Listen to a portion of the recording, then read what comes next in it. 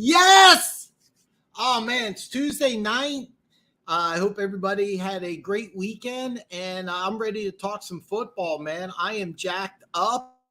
I got half an energy drink, and I'm ready to roll. I am ready to roll. Really excited about this. What I did is something a little different. I went ahead and I made a video just released an hour ago, and I picked all the games. I picked the winners, not just point spreads. I actually just picked the winners, and it's a little different what I usually do. I just give the games I'm betting on. Me and Denver Gator are going to do a video later in the week with the games I'm putting some action on. So you got to wait for that one. But if you follow me on social media, you need some help with some of your sports betting, please hit me up, and I'll do my best to help you out, even though I've been ice cold picking games this year. It's part of the reason why I was thinking about switching just to pick the winners. So if you check out the video, it's in the description below. I pick the winners of all the games going on this week, and I give you my score predictions. So play along. But I want to kick this off with something a little different. I want to talk about college football. I know it's not called the Final Four, but I call it the Final Four. It shouldn't be, but it came out. Georgia's 1, Michigan's 2, TCU is 3, and USC is 4. And I completely agree with this. What's really great is that Michigan and TCU is a great matchup. Both teams are very much like each other. They mirror each other, but you still have a David versus Goliath feel to it. This would actually be a fantastic game. I would love to see this game. And then Georgia versus USC. Caleb Williams, the USC quarterback, I believe has locked up the Heisman. The Heisman Trophy is not always to the best player, but it usually goes to who is the best player the last half of the season, and that's been Caleb Williams by a landslide. And he's done it in big games. He had a great game against UCLA, had a great game against Notre Dame. Those are rivals that are on primetime TV. So, I think he's earned the Heisman. Great quarterback, Heisman Trophy winner against Georgia, which has probably maybe not statistically the best defense in college football, but I think it's the best defense. Out of these 4 teams, Georgia's the only one that can lose their conference championship game and still advance. That's kind of the big thing, is that Georgia could lose against LSU. LSU, if you didn't see, lost to Texas A&M because LSU with a win they could have vaulted into the Final Four, but they lost to Texas A&M. And we'll play Georgia as a spoiler only. It'll be interesting to see how much LSU can get up for that game. Michigan will play a Purdue game. If they lose that game, I think they're out.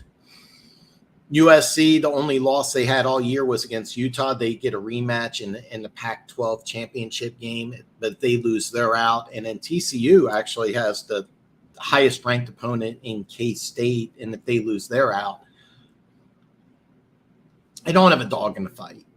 But I want chaos to happen. I want Michigan, TCU, and USC to all lose. I want Alabama to actually get in, and the reason why I say that is I think if Alabama gets in, I think they win it all. So that's it for college football. For the NFL,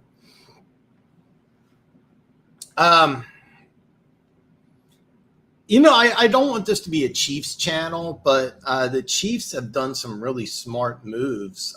They signed Brandon Williams just recently, and then they also signed I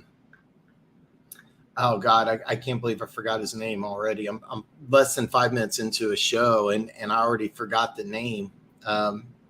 Melvin Gordon, I'm sorry. So they signed Melvin Gordon, and these are really great playoff signings, because these are 2 players that can really help out.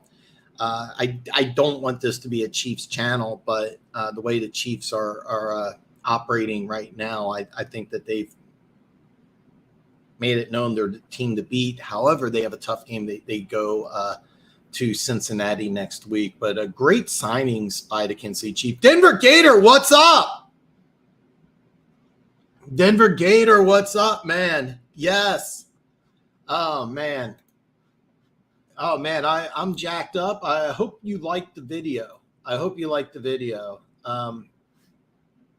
Keys is in the house. Yeah, Brandon Williams. For those of you who don't know, Joe Colin, he was with the Ravens for a long time. He's Jacksonville's defensive coordinator, reunites with Brandon Williams, so he knows the defense. That's a great signing. It's actually, okay, here's the deal. Melvin Gordon's a bigger name than Brandon Williams. Brandon Williams is the better signing. I'm excited about it, too. That's just great. That is just great. Yeah, we didn't see the Vols at LSU panicking like that. Well, the Vols, their quarterback got hurt, and that's going to be a lot of fun. That's going to be a lot of fun, come draft time. It's going to be great to see. I got your picks up. We don't have to talk about it. You know what? Hold on here. I'm drawing a blank off the top of my head. Did you win that Atlanta? No, I'm sorry. Okay, we won't talk about it. I got your picks up, but let me know what your picks are. By the way, do me a favor. Check out my video below. I pick every single game, and I give the winner, and I give the score.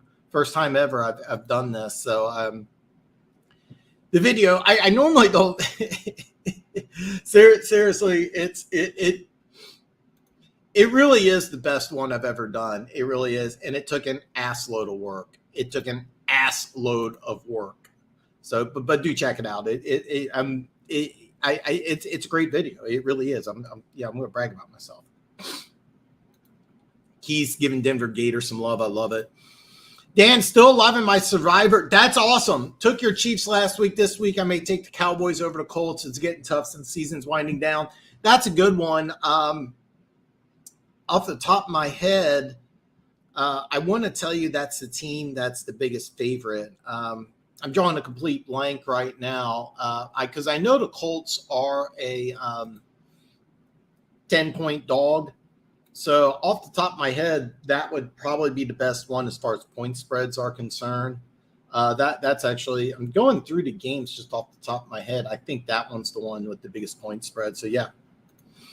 Better we talk about the Chiefs, talk about Katy Perry, Danny Showers, and all the coke I've done. So I don't do coke. Keys always gives me shit about that. But yeah, it's a great. I'm bragging about myself. It's a great video. Went and what? Yeah. You went 1-3.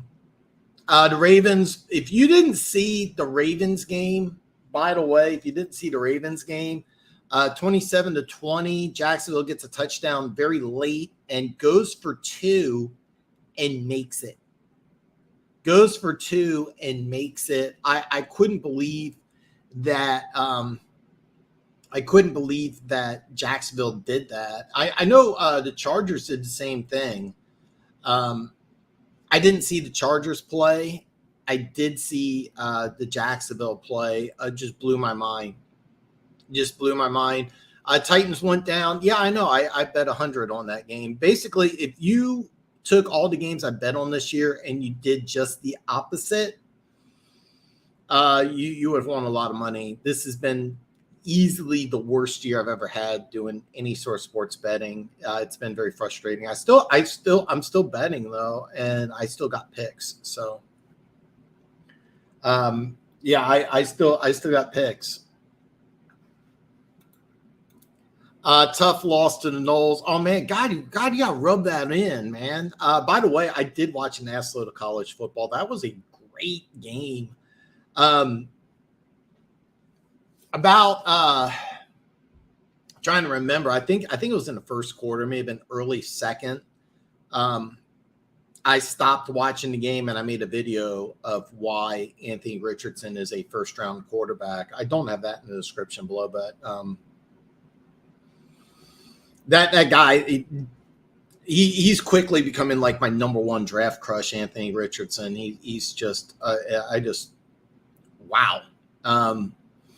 Really did a fantastic job in a loss.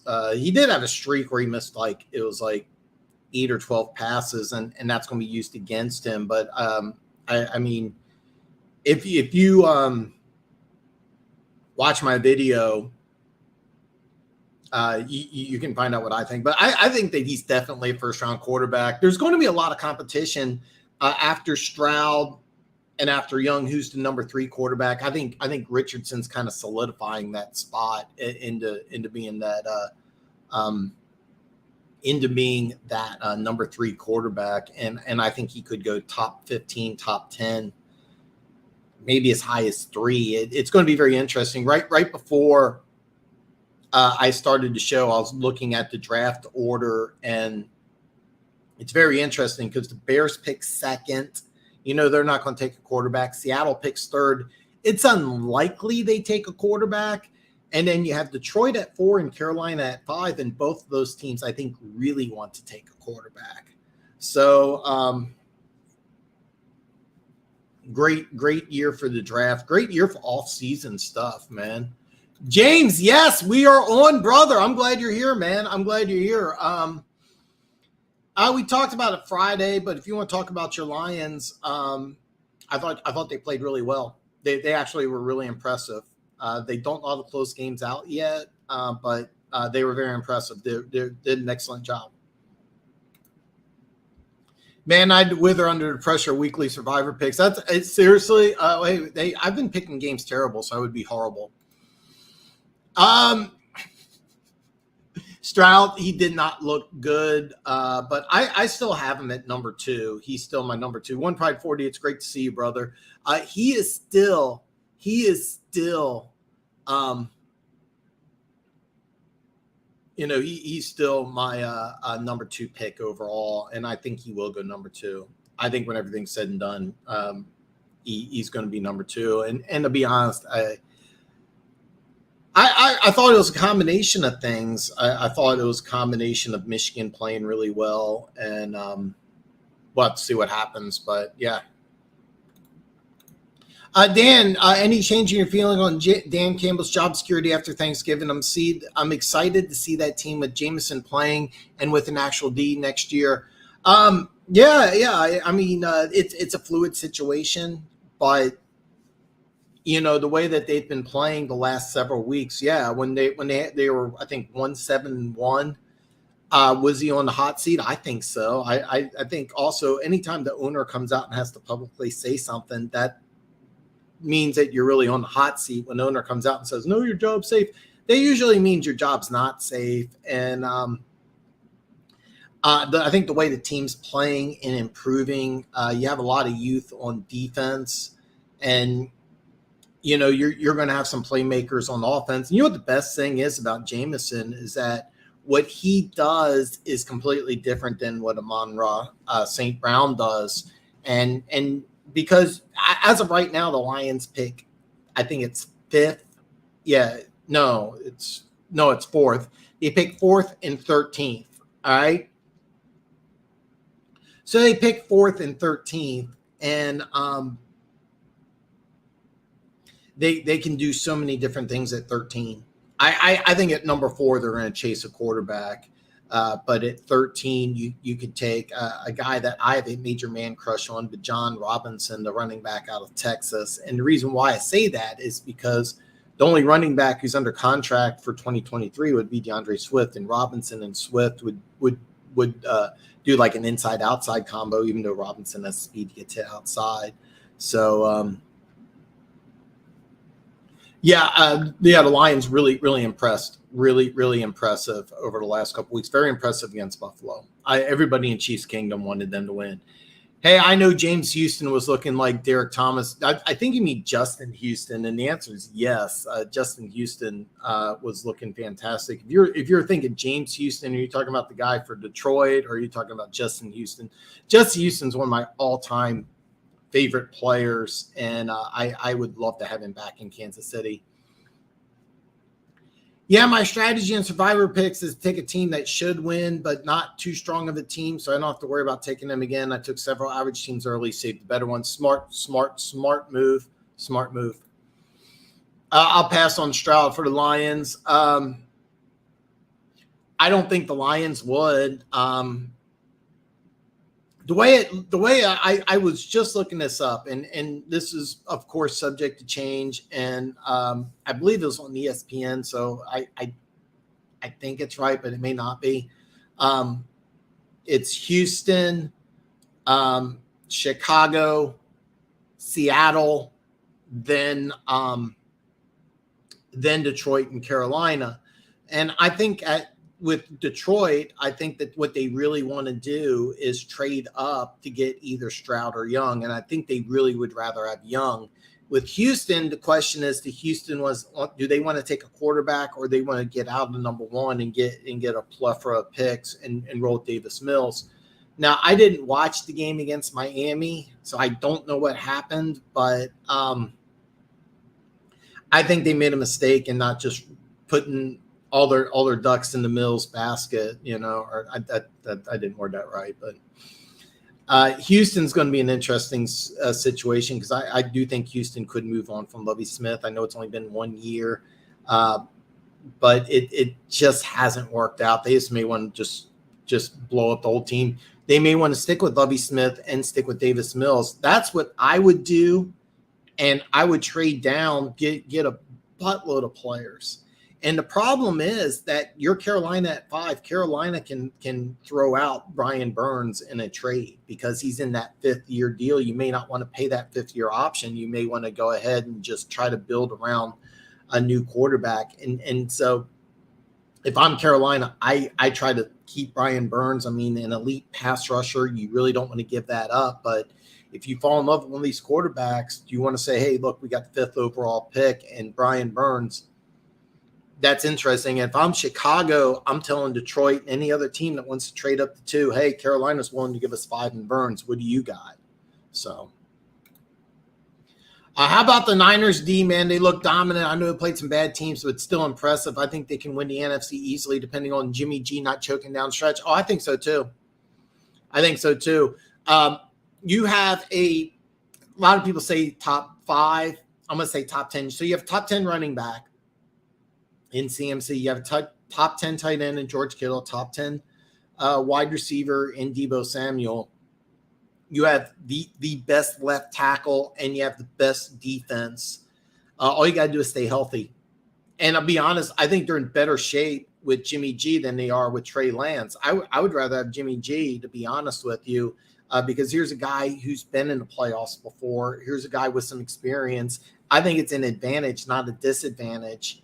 So, I mean, if you're a team in the playoffs, you don't want to play San Francisco, because defense and running game travels, and that's something that they can play in any type of weather, even though, San Francisco, a California team is not known, but I mean, they went up to Green Bay last year, won in the playoffs. So they're a team that can travel. If you're a team,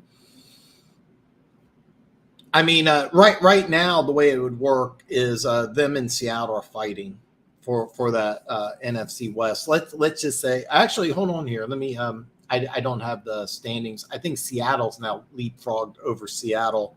Let's just say San Francisco wins the West, which I think they're going to do. Okay.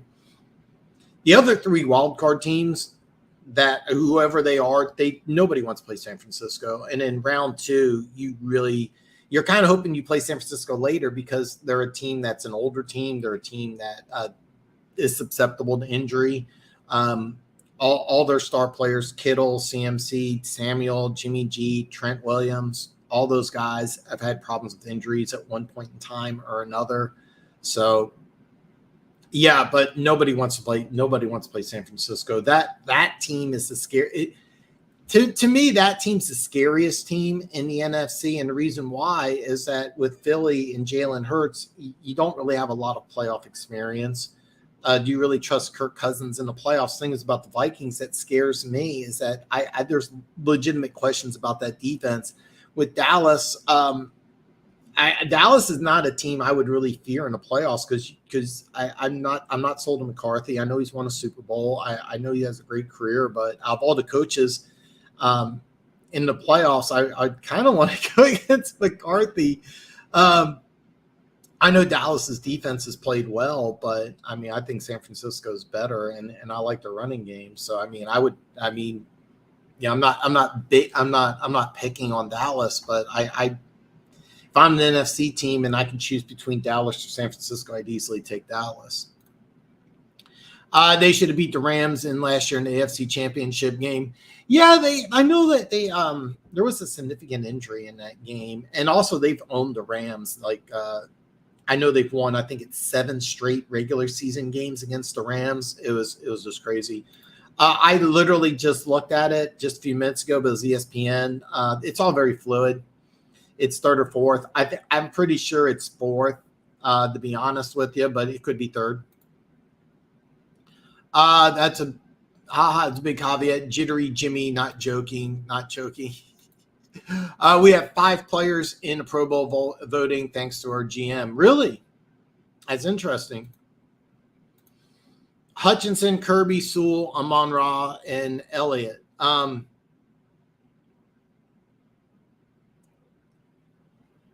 Elliott's a Pro Bowler? Okay. Hutchinson, I get. Amon-Ra, I get. Kirby's been playing well, and Sewell, Elliott, okay. I'm a little surprised about that. Okay, you're a young player. I actually remember him. I was like, man, he needs to play more. Number 59, is that right? No way Bama gets in. Ohio State needs USC to lose, basically to get in. It's possible. Utah's pretty good. I would put Michigan number 1 and Georgia number 2, but the SEC is better conference overall. No way Bama gets in. Are you sure?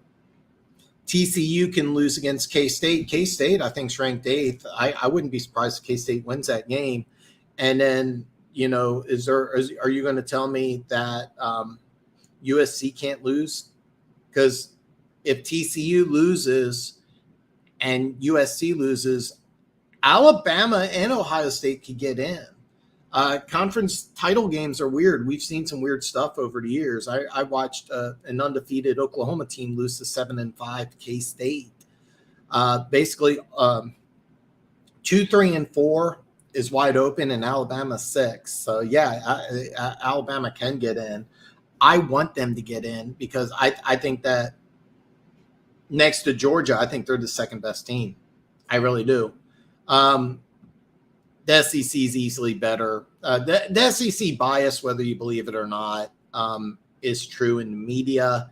It's I believe it too. I think the SEC easily has the best college football. I don't even think it's a competition. But I get it. I mean, you beat number 2 Ohio State on the road. That's pretty damn impressive. So I get it. But I'll be honest with you. If I'm Michigan, I'd rather play TCU than USC. That's my opinion. I think Michigan and TCU, these two teams really kind of mirror each other. It's just Michigan has more talent. So I mean, it's kind of a win-win. But to say no way Bama gets in, I've seen a lot of weird stuff in college football conference games, and Georgia's the only one of those 4 teams that can lose the conference game and still get in. Georgia loses, they're in. If Michigan, TCU, and USC loses, then you're going to see Ohio State and you're going to see Ohio State and Alabama get in. So to say no way, I wouldn't say that. Raiders need to blast McDaniels into the Suns.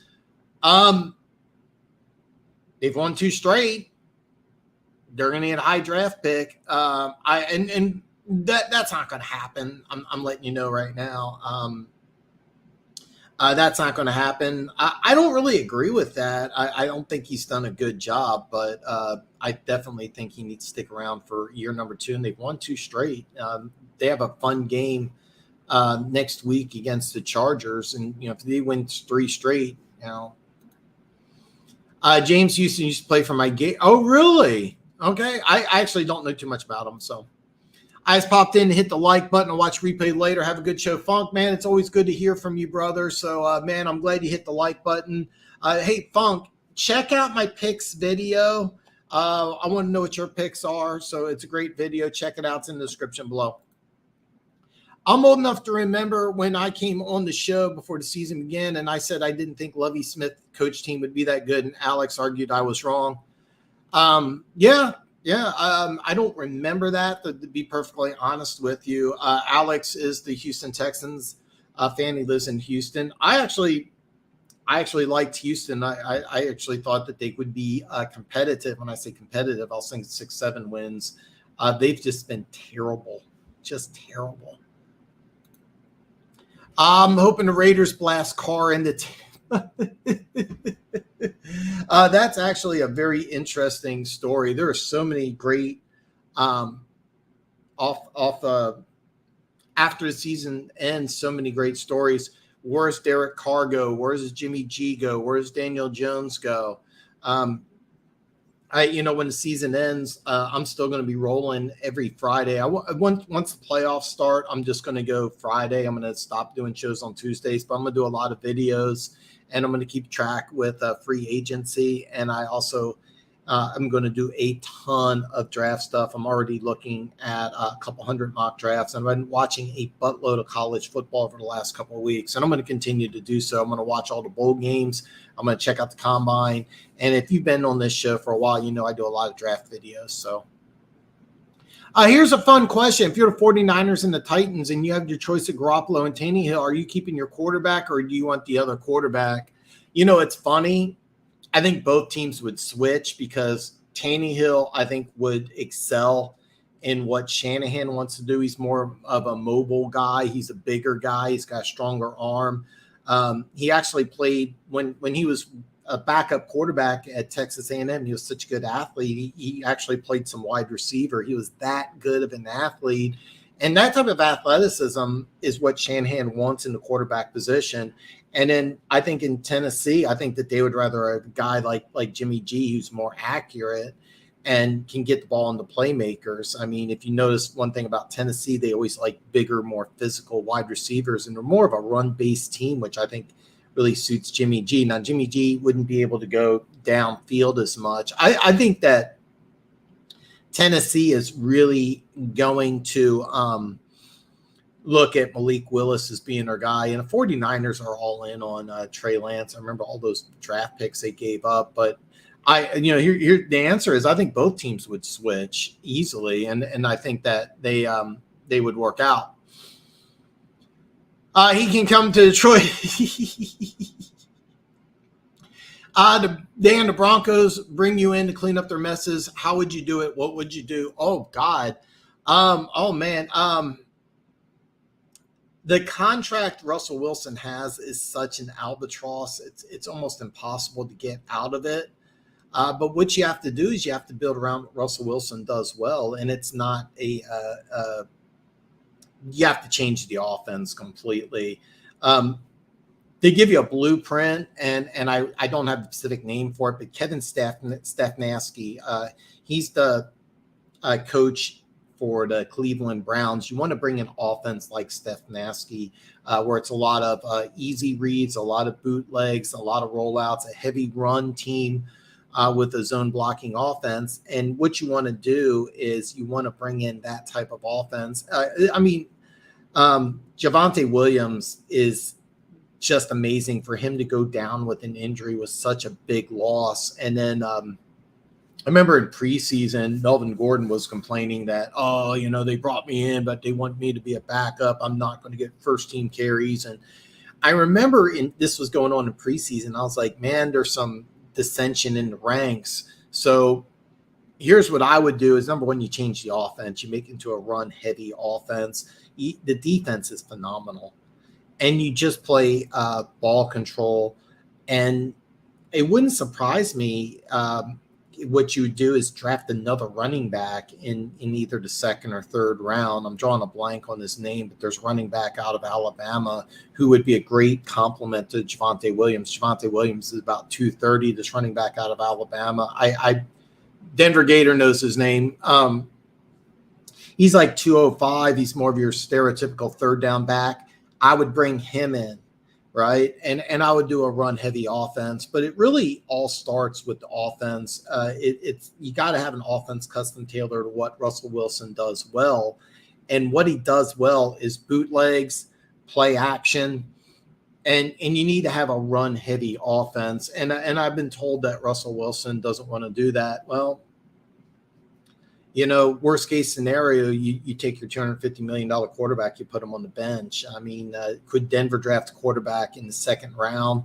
Absolutely, they could. And there may be a good second round quarterback you want to take a look at. You may take a look at Hendon Hooker, the quarterback out of Tennessee.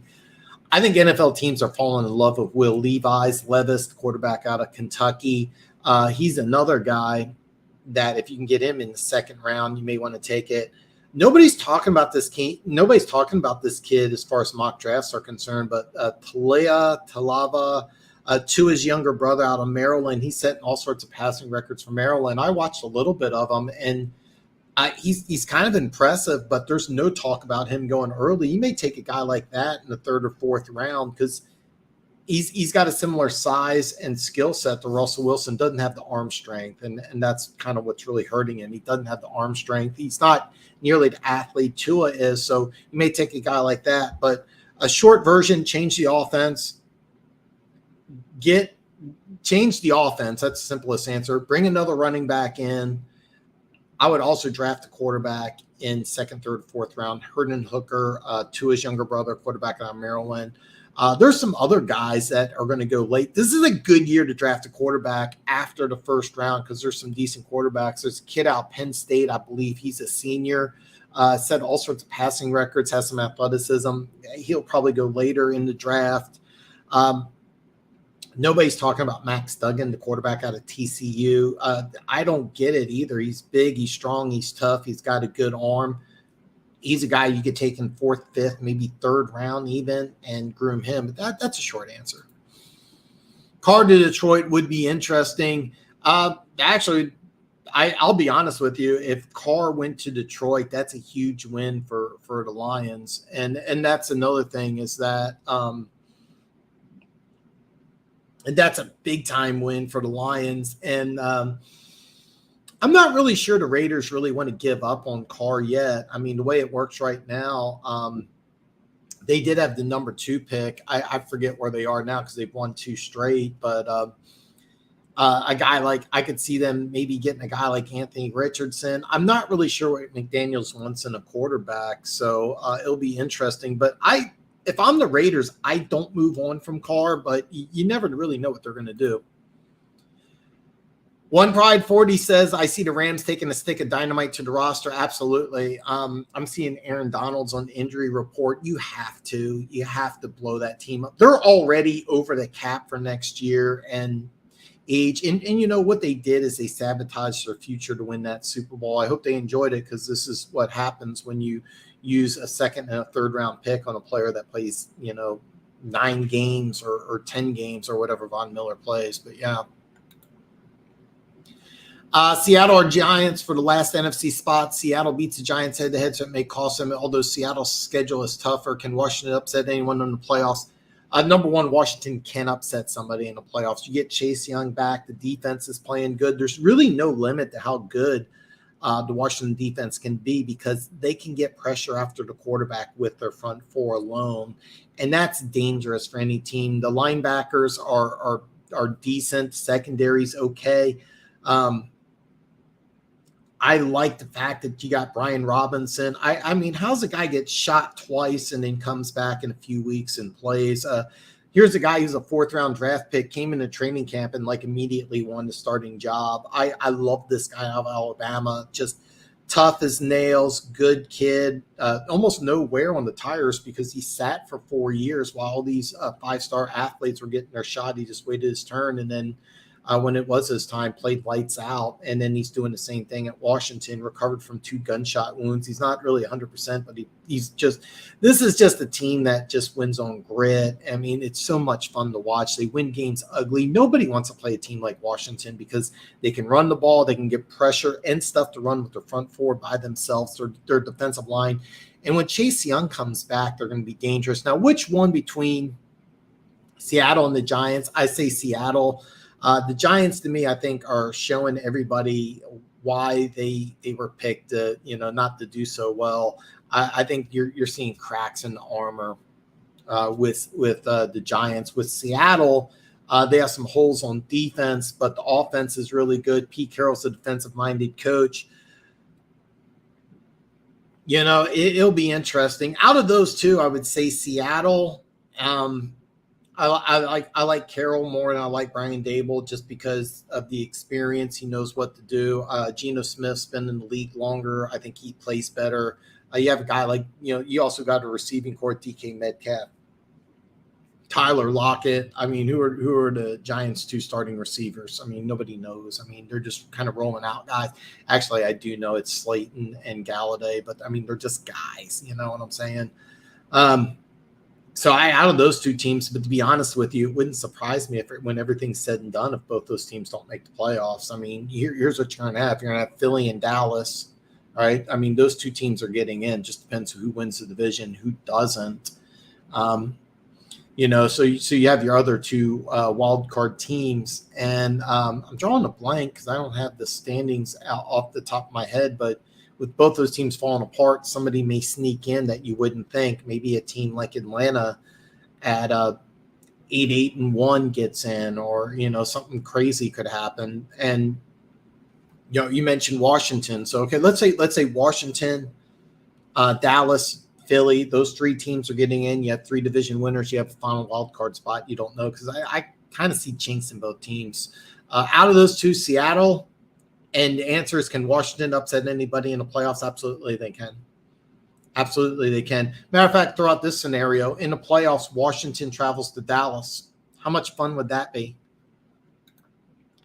I don't see TCU losing. USC can lose. Utah gave them their only loss. K-State's a good team, man. K-State's a good team that's playing for nothing to lose. They got a lot of talent, nothing to lose. K-State's probably, out of all the teams, to be honest with you, out of all the teams playing their opponents, well, LSU has the most talent, all right? But out of all the teams, K-State's the best one. I'm not a K-State fan. K-State's actually closer to Colorado than Kansas City, so a lot of people from K-State are actually Broncos fans, so I'm not a fan.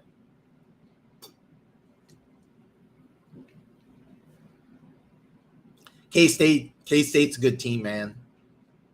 Very good team. Probably wouldn't bet on it, but out of all the teams of all the favorites, I think TCU is the most likely one to lose.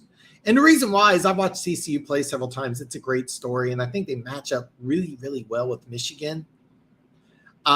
Their talent level so much lower. I mean, it's a great story. It's actually funny because they got Sonny Dykes from, I think that's his name. Yeah, I think it's Sonny Dykes. They got him from SMU.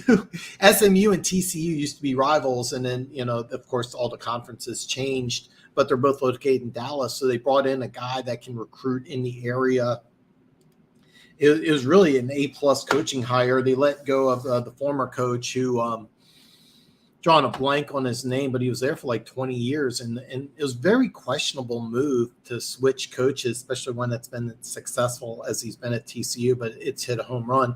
Out of all the teams to lose, I think TCU is easily the most likely. I don't see Utah beating USC twice. I've watched Utah play a couple times. They're a good team. They're barely a ranked team to be. I don't care, by the way. I think they're ranked 13th. I've watched them play. They're, to me, like a top 25 talent team.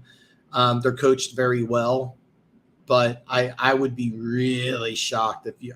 I think USC wins. I'll be honest. I really think TCU loses. I really think TCU is going to lose, but I don't follow college football that much. But I've watched them play a couple times, and they're not one of the four best teams in the country. A great story. They match up really well against Michigan. It would be a fun matchup. They got a wide receiver who they're talking about in draft terms, probably going top 10. I apologize. I've been ranting. I'm really behind on comments, so I apologize. They probably should win Pride, but I don't think they do, unless until McVay his first retirement sabbatical. Okay, yeah. What will happen this offseason with the Rams is going to be really interesting. I don't think so. No, McVay's way too young. McVay's like, 38, 39. He's not going to retire. He's just going to rebuild.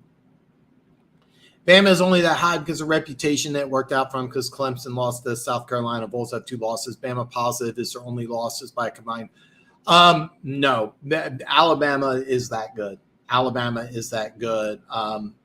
Their 2 losses were by 2 really good teams that played their best football. Alabama would easily crush TCU. I think Alabama, to be honest, would beat both Michigan, TCU, and USC. I 100% disagree with you as far as that statement is concerned. But I mean, here, you can disagree with me. I don't mind. I'm not a college football expert at all. So yeah. I know it's a different animal, but Lovey's Illinois teams were terrible. Yeah, he did not do a good job. I was really surprised he went to the college ranks after being in the NFL for so long.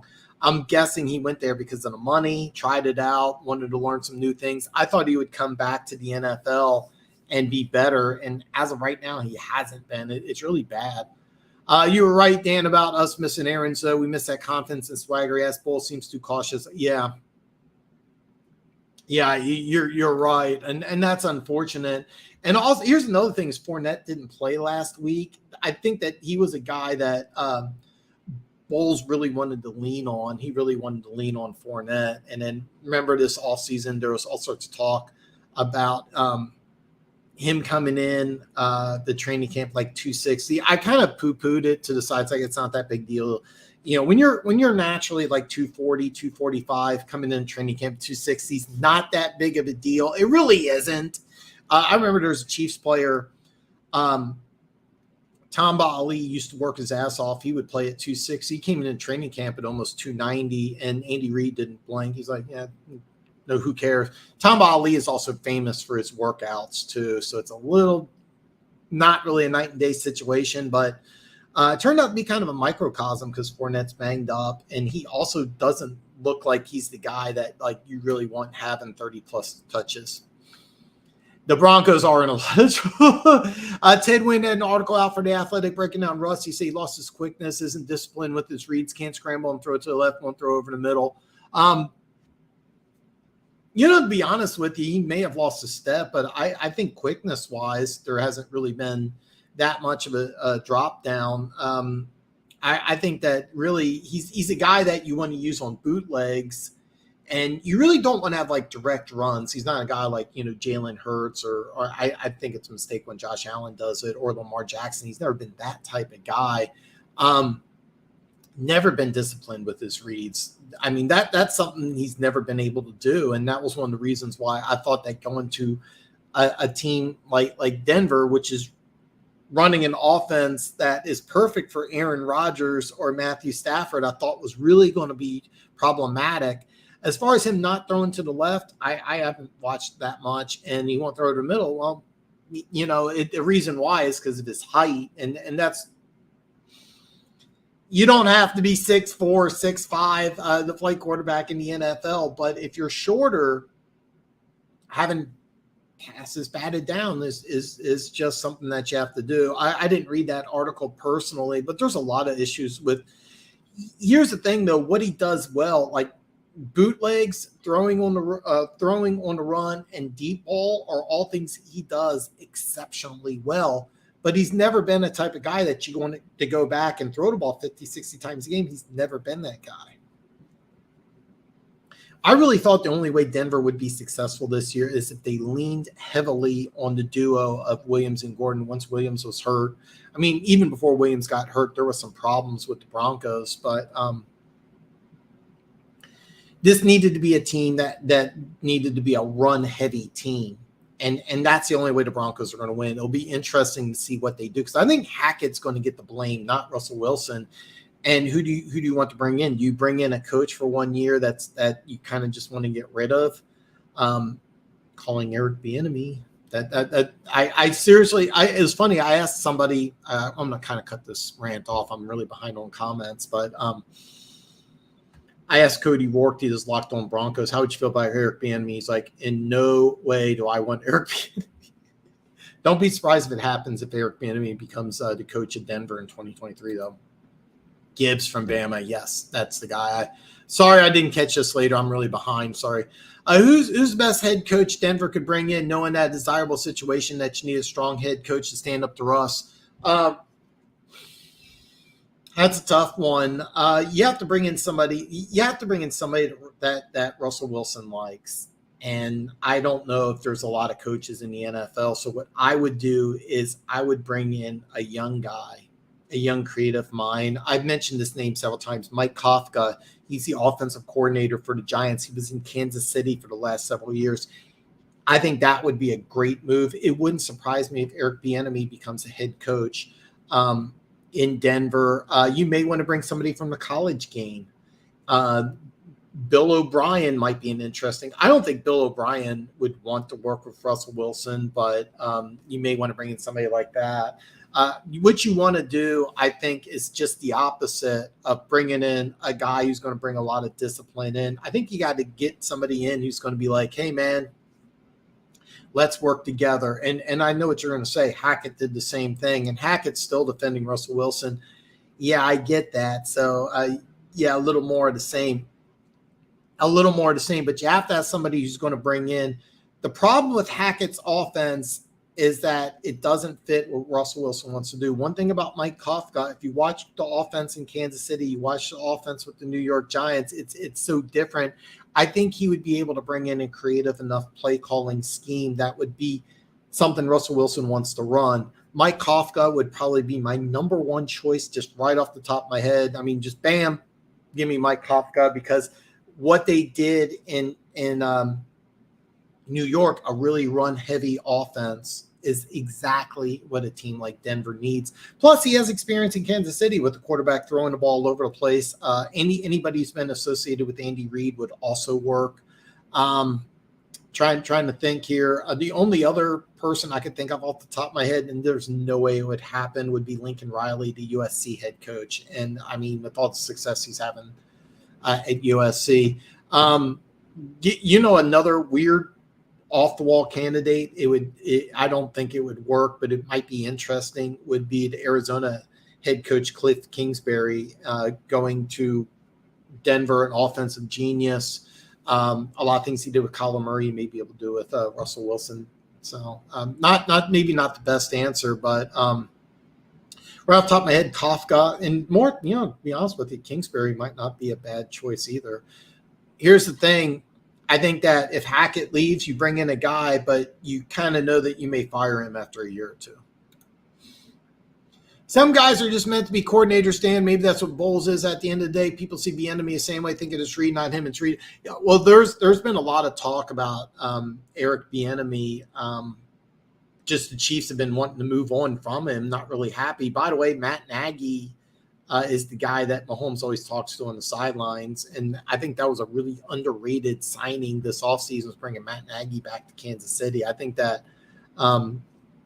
Eric Bieniemy's kind of be phased out. And Todd Bowles is an A-plus defensive coordinator. I thought he got a bad deal with the Jets, but I would like to see him get another opportunity in Tampa Bay, fix that interior offensive line, find out what you're going to do with the quarterback. That's going to be an interesting offseason discussion. But if Bowles does get fired, whoever hires him is a defensive coordinator. Bowles is an A-plus defensive coordinator. And you're right, some guys are better coordinators. I can go through history, guys that great coordinators, terrible head coaches. I remember in Kansas City,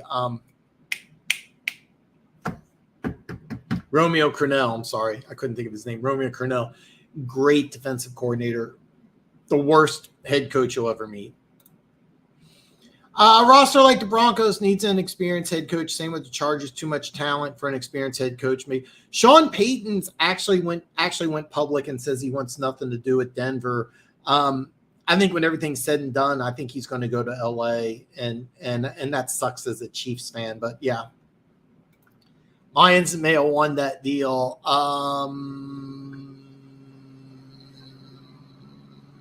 With the Stafford. Yeah, I mean, yes and no. I mean, the Rams won a Super Bowl, but the Lions are quickly restocking their roster, and they look like they're on the right track. So yeah, I mean, yes and no. I mean, yeah.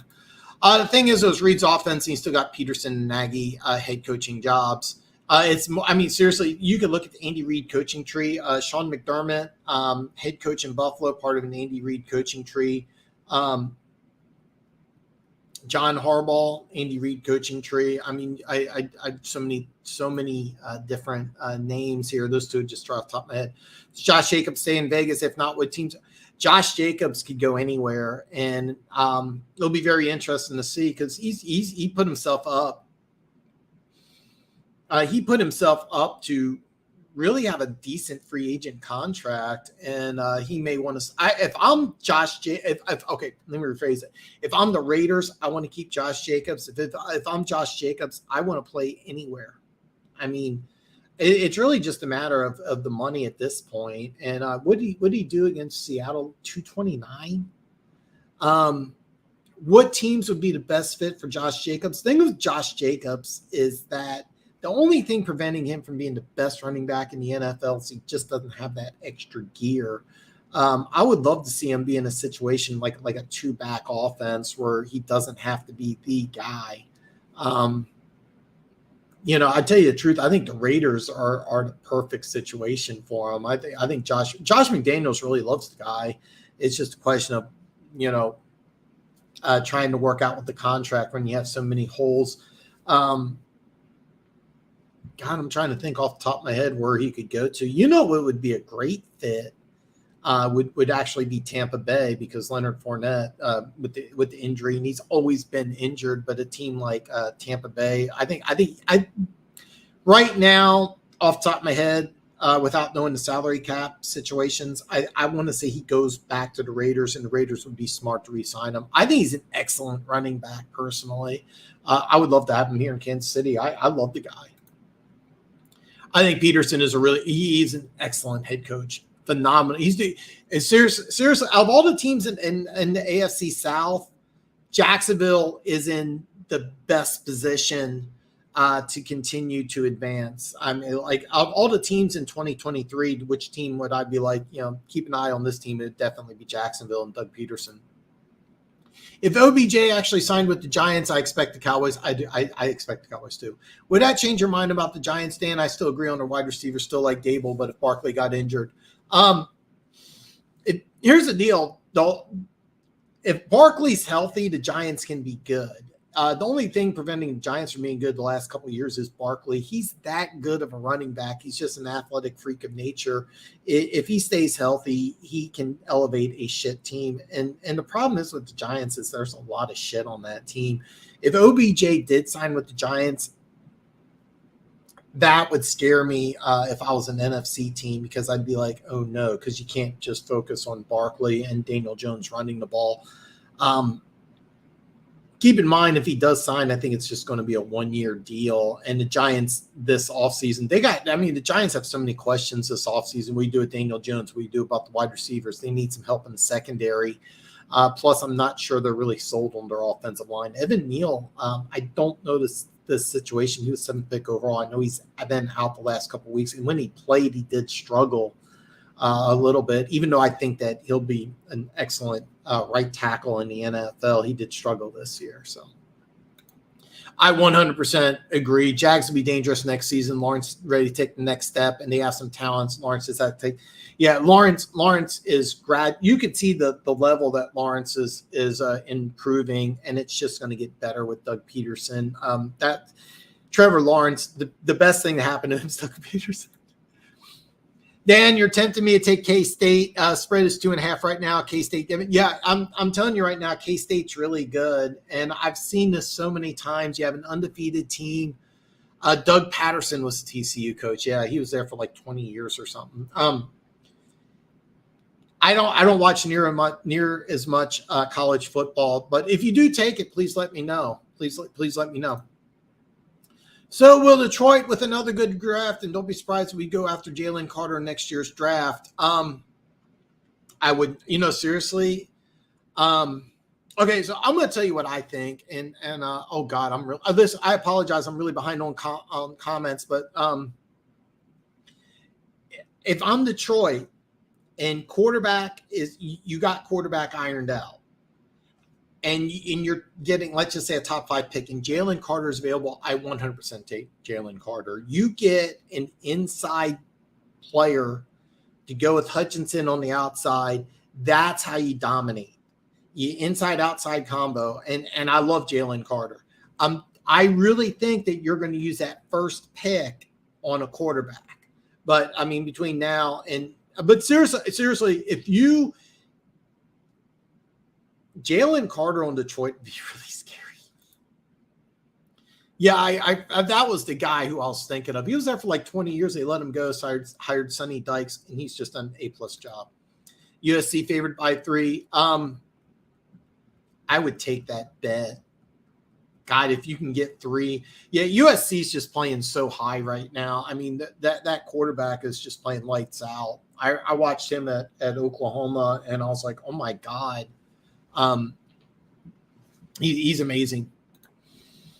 How much does the Trilson Morris injury impact the Bucs moving forward? Is this the O-line injury as much that is this the O-line injury that does in the I don't know off the top of my head if it's a season-ending injury. It's a big loss. I remember when he came out of Iowa, I wasn't sure he'd be a better guard, and he stepped right in, played like a Pro Bowl tackle right away. If I'm Tampa Bay this offseason, my number one issue is fixing the offensive line. I think Brady's going to come back. I really do. I think Brady wants to come back, and I think he wants to play one more year. And it's kind of funny because you got Kellen Trask. He was their second-round pick last year, a guy I loved coming out of Florida. There's been no talk about him playing whatsoever. I think he's actually the third-string guy behind I think it's Gabbard who's the backup. He was former first-round pick for Jacksonville, went to MU. It was kind of funny because Chase Daniel went to Southlake High School, and then he went to MU, and then Blaine Gabbert replaced him at Southlake and then replaced him.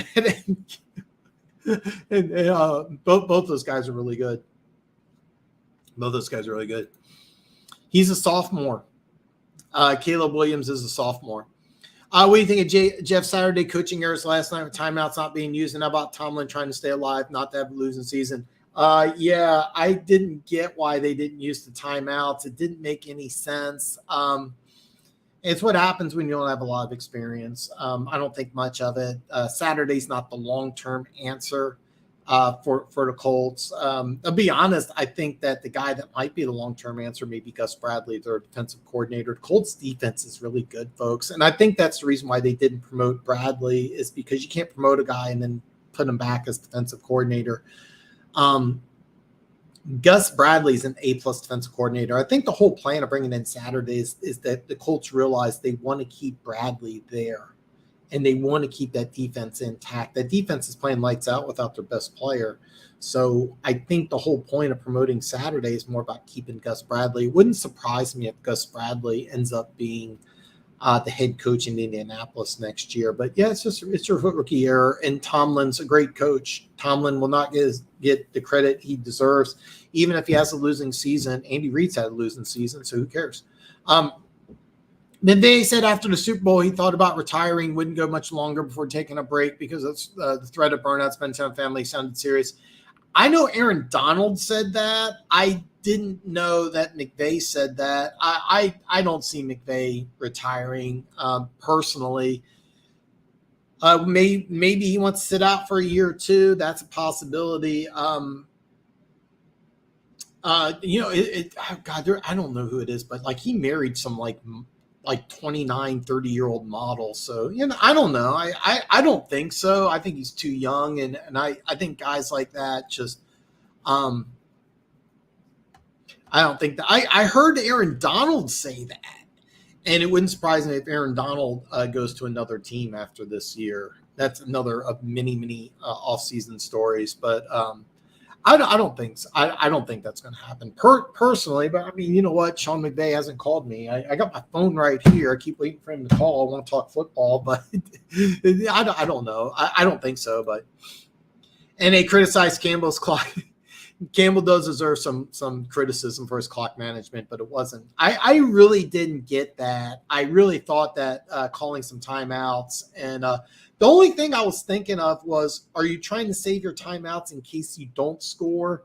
That way you can call timeouts and get another shot. It wasn't good. Saturday was wrong, but it's his third game. I've seen that head coaches screw up similar situations all the time. He should be a bit more humble and open to improving, though. Definitely should. It was a tough situation because it was a game that they could have won, and with that loss, I think I think the record's 4-7-1. I could be wrong, but pretty much even if they run the table, they're out of the playoffs. Kind of a shame because I really thought the Colts had a really legitimate. I mean, here's the deal with the Colts. You got Jonathan Taylor, who's as good as any running back in the National Football League. You got a really good defense, and you just can't put it together. And Matt Ryan's going to end up in the Hall of Fame, which is a damn story, damn shame. But these head coaches need to log into 30 years. So that's what it is, all that Madden play. Tyler Durden, the first row of Broncos. Teams play Russell with a cover 6, take away the deep ball using a mirror spy attack play. Eric Bieniemy to Denver would be two desperate sides saying, what the hell? And that's what I think could happen. I think Eric Bieniemy just will take any head coaching job, and I think Denver is just like, please. And he would. This actually, here's the deal. Me and you are kind of joking around about this. I know that Cody Rourke hates it. It's actually not that bad of an idea. It's really not that bad of a fit. Is your boy Jared Allen a Hall of Famer? I know he's over 100 sacks. It's a handful of guys that have over 100 sacks aren't in the Hall of Fame. That's a tough one because I love Jared Allen. Jared Allen left Kansas City under some bad terms. So what it was is that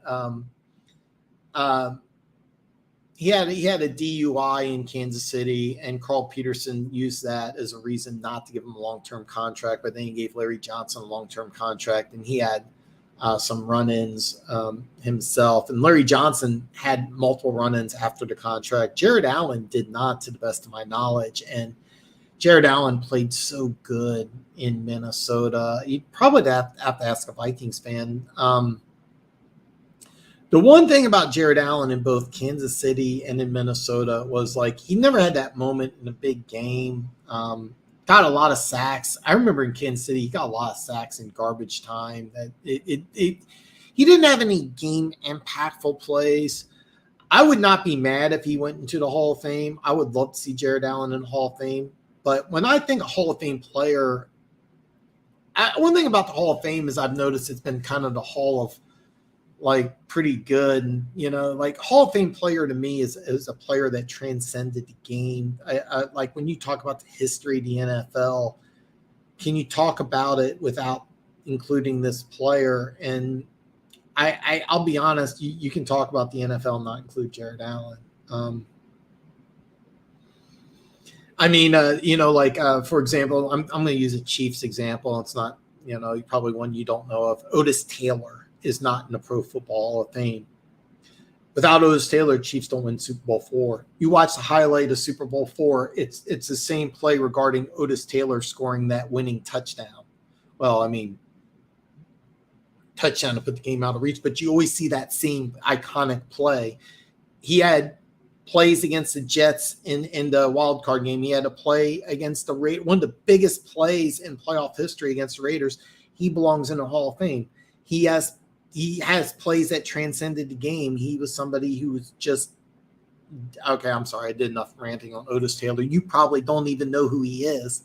But you have to transcend the game, and I don't know if Allen did that. I wouldn't be mad if he was in.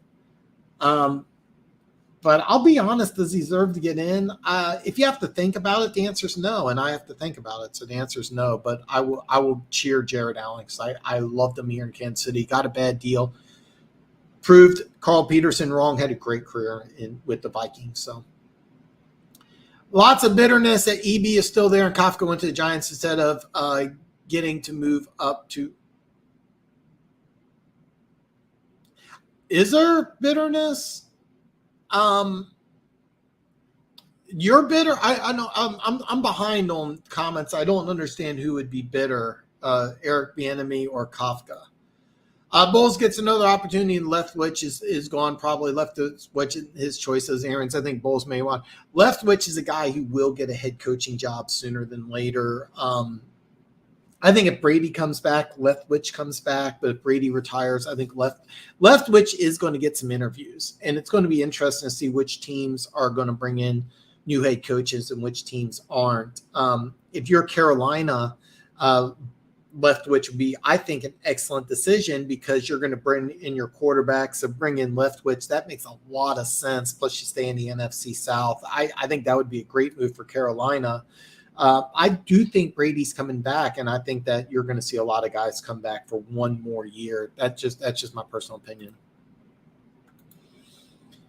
Rams and Lions. Yeah, I kind of feel like both sides won. You know, if I'm Jacobs, I'm insulted the Raiders rejected the fifth year and lead at the end of the year. Ravens. I'm sorry, Keys. I'm also behind on comments. I apologize. Oh, Josh Jacobs to the Ravens. Well, you know, the Ravens actually have a bunch of running backs.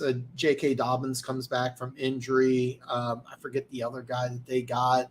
I don't think they want to spend a lot of money on a running back, but God, that would be a great fit for the Ravens. Running backs are tricky because you don't want to pay them due to injury and shelf life plus team go by. Yeah, that's one thing that's definitely different about the NFL, but a guy like Josh Jacobs is a guy that could get, well, it depends on what you consider big time money, but he could get over $10 million a year, and I think would deserve it. He's a guy, just major man crush on him. Pollard is probably the best mix. Excuse me. Definitely, Pollard is probably the best mix of use birth production when given the opportunities, minimal tread on the tires. Sorry, my camera went out of focus here. Pollard. I'm sorry. I can't. Are you saying Pacheco? Worse isn't out too long. Okay, I thought it'd be worse. Okay, 3 to 4. Okay. Our O-line is okay. Jensen will come back. Our guards pretty average at best. Brady work around that. 3 to 4 weeks would be a long enough stand about last week. Yeah, they have a tough game against the Saints next on Monday night. Is Rodgers done for the season? Okay, I'm glad you brought this up. I haven't brought this up yet. Rodgers is going to play. If I'm Green Bay, Love plays a little bit. I would give Love an opportunity to go ahead and play, see what you got. If nothing else, trade him for a draft pick. Rodgers is going to play against the Bears. So if you have an older quarterback scrambling 15 to 20 yards and you call a timeout so he can catch his breath around and pump it out. Yeah, exactly. Yeah, I thought that to be honest with you, I was kind of surprised Matt Ryan after that scramble. I thought he was going to jump out and call timeout. That's what I was expecting. And when he didn't, I was like, oh shit, because they probably told him don't call a timeout. Normally what happens in a 2-minute situation is you call 2 plays. And so you know what you're going to do immediately. It looks like it's a hectic fire drill. It's really not. So when he didn't call timeout right away, I knew that the plan was to keep those timeouts. And my first thought was, are you keeping the timeouts because if you fail, you want a chance to get the ball back, which also means that you're eliminating the run. This is a little advanced football. So when you didn't call the timeout, if you're Pittsburgh, you have a veteran coaching staff, you're thinking to yourself, okay, he's definitely going to throw the ball. Yeah, if I'm Matt Ryan, I would have just called the timeout and just said screw it, but that was definitely a coaching decision, not a Matt Ryan decision. And I agree, Matt Ryan should just call the timeout and said, hey, look, I'm out of breath. Hall of Fame player to me is if you pause and think, Hall of Famer, you should have to say this guy's a Hall of Famer. And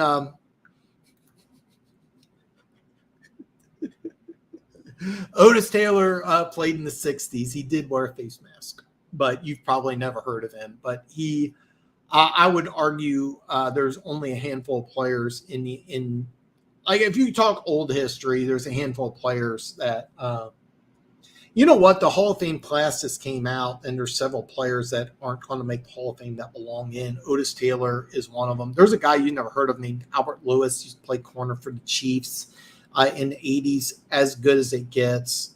He 100% belongs in the Hall of Fame. Probably going to get passed over again. I can go on, but yeah. Okay, a lot of fans are bitter about Eric Bieniemy staying in Kansas City and yeah, I'll be honest with you. If I had my choice between Kafka and Bieniemy, I would definitely take Kafka. And the problem is Kafka is going to be an NFL head coach. I think next year.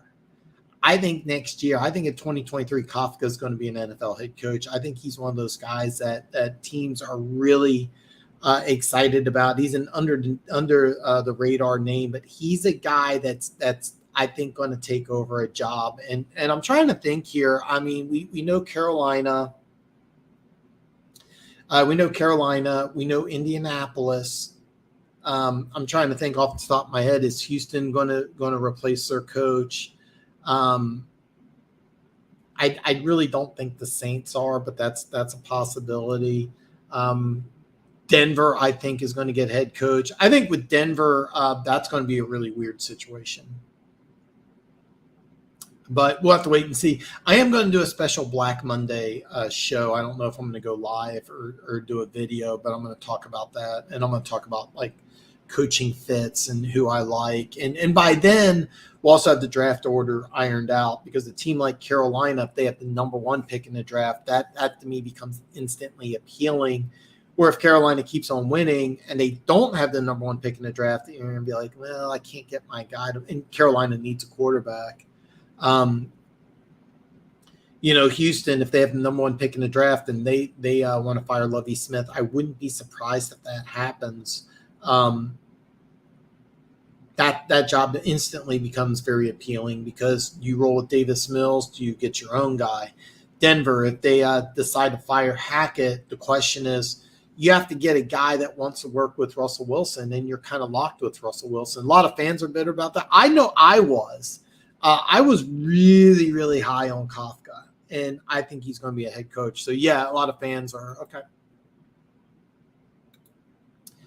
Oh, man. Oh, God, this is a good one. Start trade cuts, 3 days grace, Disturbed or Slipknot.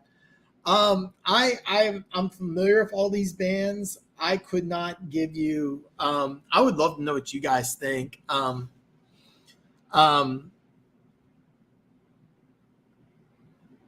God, man, I don't know. I you know what, I'll start Disturbed. I'd trade Slipknot, cuts 3 days straight. That's a good one. I honestly, I'm not that familiar. Great. I love these questions, but I don't have one. Why Ravens have a whole room of oft injured running backs. Dobbins, and that's why I get why Jacobs. But I just think that's kind of the philosophy Baltimore wants to do, is just keep drafting running backs and throwing them in there. Dobbins is a guy that if he stays healthy, it could be so good. Hopefully the Lions can beat the Jags. By the way, One Pride 40 in the description below. Every single game I break down the winner and I break down the score. It's the very first time I've ever done this, but I give you the score of the game and the winner. I put the description in the video before and below. Give me your prediction. You can do it. You can do it in the comments if you want, but yeah. Zeke's back up in Dallas at the free. I did not know. I'm sorry. I did. So here's the deal. I think Pollard is better than Elliott, but because you gave Elliott that contract, I don't know what you do. I didn't know he was a free agent, but to me, he's better. Seriously, every time I watch Dallas, I always think Pollard's better than Elliott. So I apologize. If he's a free agent, I think you go. Personally. I think you leave because the money's going to be there. And he's a guy I think that could be a lot of fun. He's really good. He's really good.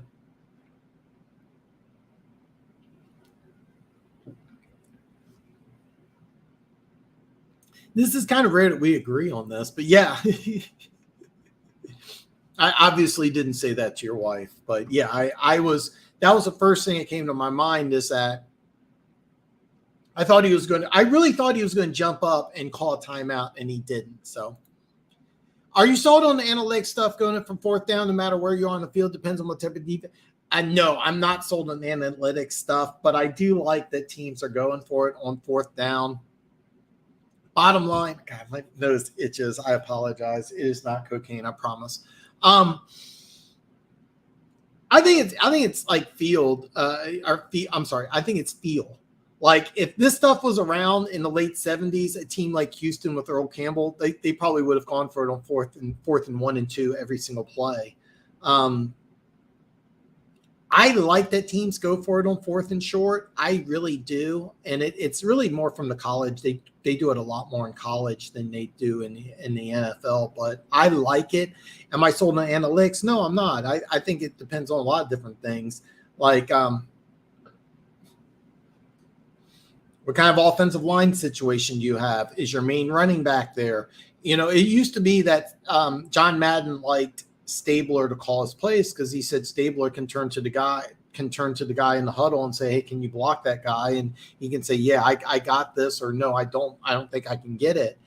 And that was one thing that he always liked to do. And I think that teams that have a good relation, you know, like if you're a quarterback and you have a good feel for your team and you're a veteran, you should be able to say, hey, look, you know, we got 4th and 1. If you're a team take a team like Chicago, for example. If you're Chicago and 4th and 1, I would never go for it. And the reason why is you got a young quarterback and a beat up offensive line, even though I like Fields and I like Montgomery. I know it sounds like I'm talking against myself and talking around circles, but I like that teams go for it on 4th down. I am not sold on analytics stuff. There's a lot of analytics stuff out there I think that you could throw away. Take anything from PFF, just throw it in the trash. A lot of this stuff that has I've muted a lot of guys on Twitter. I use Twitter quite a bit. You can follow me on Twitter below if you're not on it. There's a lot of analytics guys I just block because their information just doesn't make a lot of sense. Specifically PFF. And I think I've muted or blocked everything from PFF. I don't want to see any of that shit. I do like that teams go for it on 4th down. I don't think that you should use analytics to determine. I don't think that you should look at a chart. I think you should just feel it. And also depends on what type of team you have. If you're a team like, take the Kansas City Chiefs, for example, you may want to go for it on 4th and short because you got Patrick Mahomes and you got Travis Kelce. So, is that a Hall of Fame? Okay, is that Hall of Fame thing for anyone or for the fan base? Allen, for example, played for 2 Midwest markets. He played on that. That does have a lot to do with it. I'll never forget Will Shields, the greatest offensive lineman in Chiefs history, didn't get into Hall of Fame as a first time ballot. He got in second time. He deserved, I think, a second time, but he guy at the gap tooth on the Today Show. Giants defensive lineman. I can't believe I forgot his name. Michael Strahan. Michael Strahan got in. Will Shields didn't. Will Shields was easily a better player than Michael Strahan. So, yeah, if Jared Allen played in New York or LA or Dallas, maybe, but the one thing about Jared Allen was that he never did anything. It was always kind of garbage time stats. That's kind of the negative against him. And by the way, there is a committee. And Mike Wilbon, PTI. I haven't watched that show in a while, but I am a big fan of both those guys. He used to be on that committee. And he's a big Midwest guy. There's people in the Midwest. There's people on the coast. There's really, as far as the Hall of Fame is concerned, it's not as much bias towards, the big markets as you would think. but there is some bias. I'll stand by that Will Shields belonged in before Michael Strahan. I keep in mind Michael Strahan had the sack record. He had Super Bowl rings. A pass rusher is more glamorous than a guard, but Will Shields was easily a better player than Michael Strahan, but he didn't get the notoriety, so he didn't get in. Strahan did, and I remember I'm not liking that at all. I'm still mad about it. Will Shields, greatest offensive lineman in Chiefs history. I'll stand on that hill. The Hall of Fame really doesn't go that way, but there is some bias. There was a big beef between Al Davis and Paul Tagliabue. Al Davis and the NFL. Ken Stabler, Cliff Branch had been in the Hall of Fame decades ago. They didn't get in. I think Cliff Branch got in this year. How did Stabler not get in the Hall of Fame like right away? He passed away and then they let him in, and that's a goddamn shame.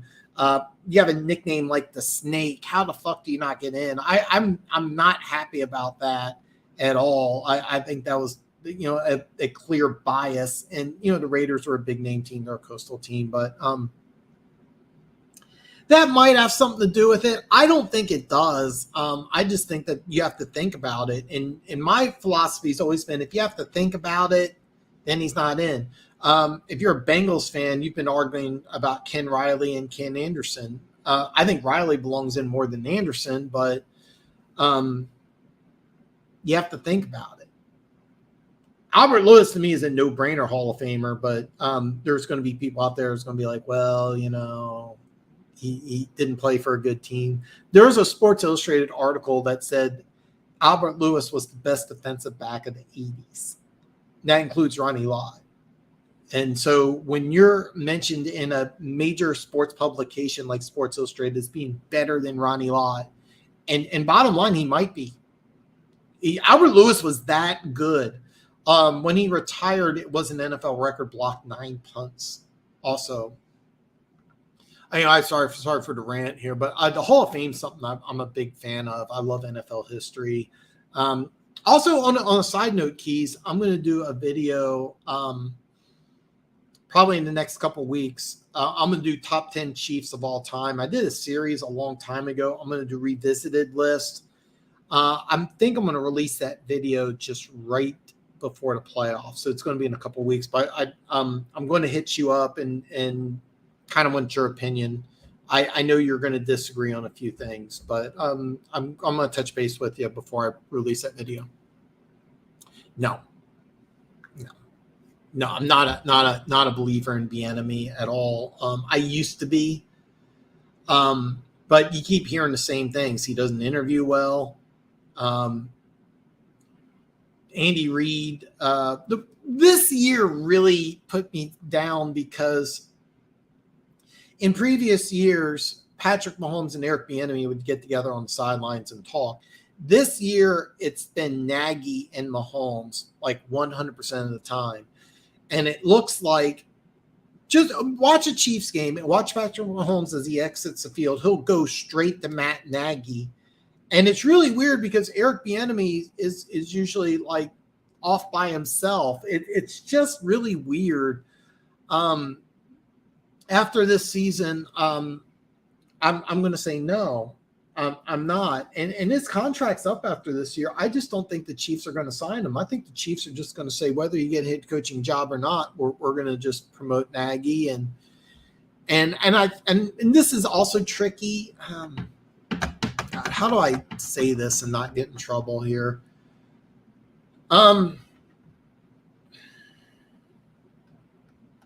It's tricky because he's a black coach and he's interviewed for head coaching jobs and he's not gotten it.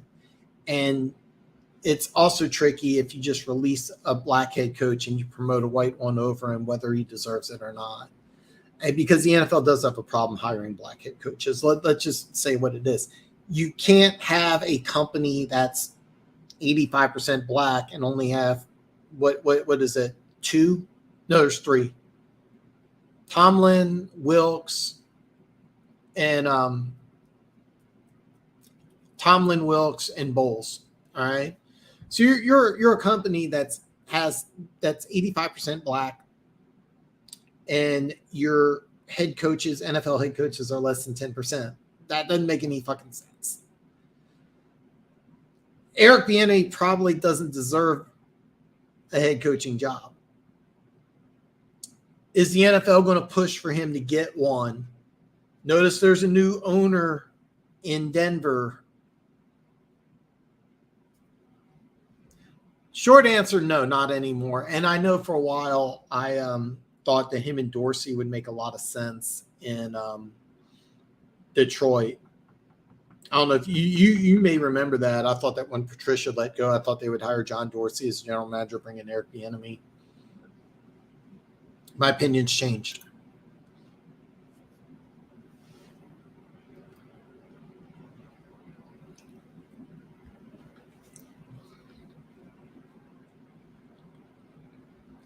Overtime is tricky too, because if you get the ball first and you don't score, you basically lose, since it's only a 10-minute quarter. That's what cost us. We got the ball first. Well, you had an opportunity to play defense. I'm going to say that. I mean, Nick Chubb's really good, folks. Nick Chubb's really good. You could have stopped him. You didn't. I hate NFL overtime. Number one, overtime should be a 15-minute quarter. It should be a full quarter of football. I hate the fact that they cut it to only 10 minutes. I think that's the dumbest thing in the world. I don't like that in the playoffs this year, due to Buffalo whining, that both teams are going to get a chance whether the team scores a touchdown or not. It's funny. I shut off all the alerts on my phone, and it's still ringing and beeping and doing all sorts of stuff. By the way, I know I haven't said it yet, but when you pop in, give me a thumbs up. So if you haven't given me a thumbs up, give me a thumbs up. It'd really mean the world to me. I hate the overtime rules amazement, man. I hate it. It should be a full quarter, for one. I like the sudden death. I like sudden death. I really do. That's how I think it should be. I think I have no problem with it being decided on a coin flip. I don't have a problem with that at all.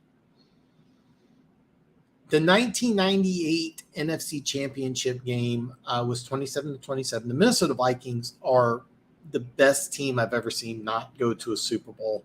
That was the team: Randy Moss, Chris Carter, Roberts. I mean, I can go on and on.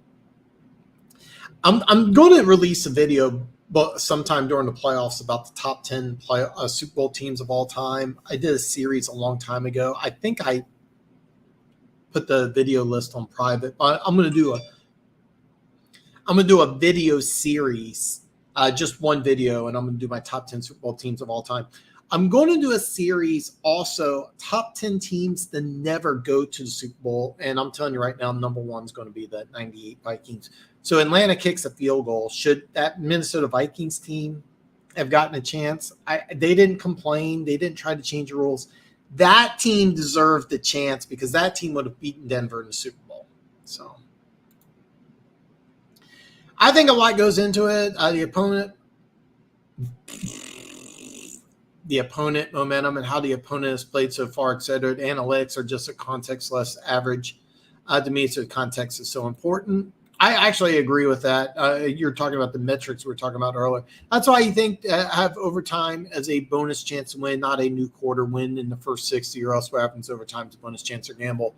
I'm not too familiar with these guys, man. I really not. I love these questions. These are my all-time. I love these. One Pride. I love when I've never seen. Yeah.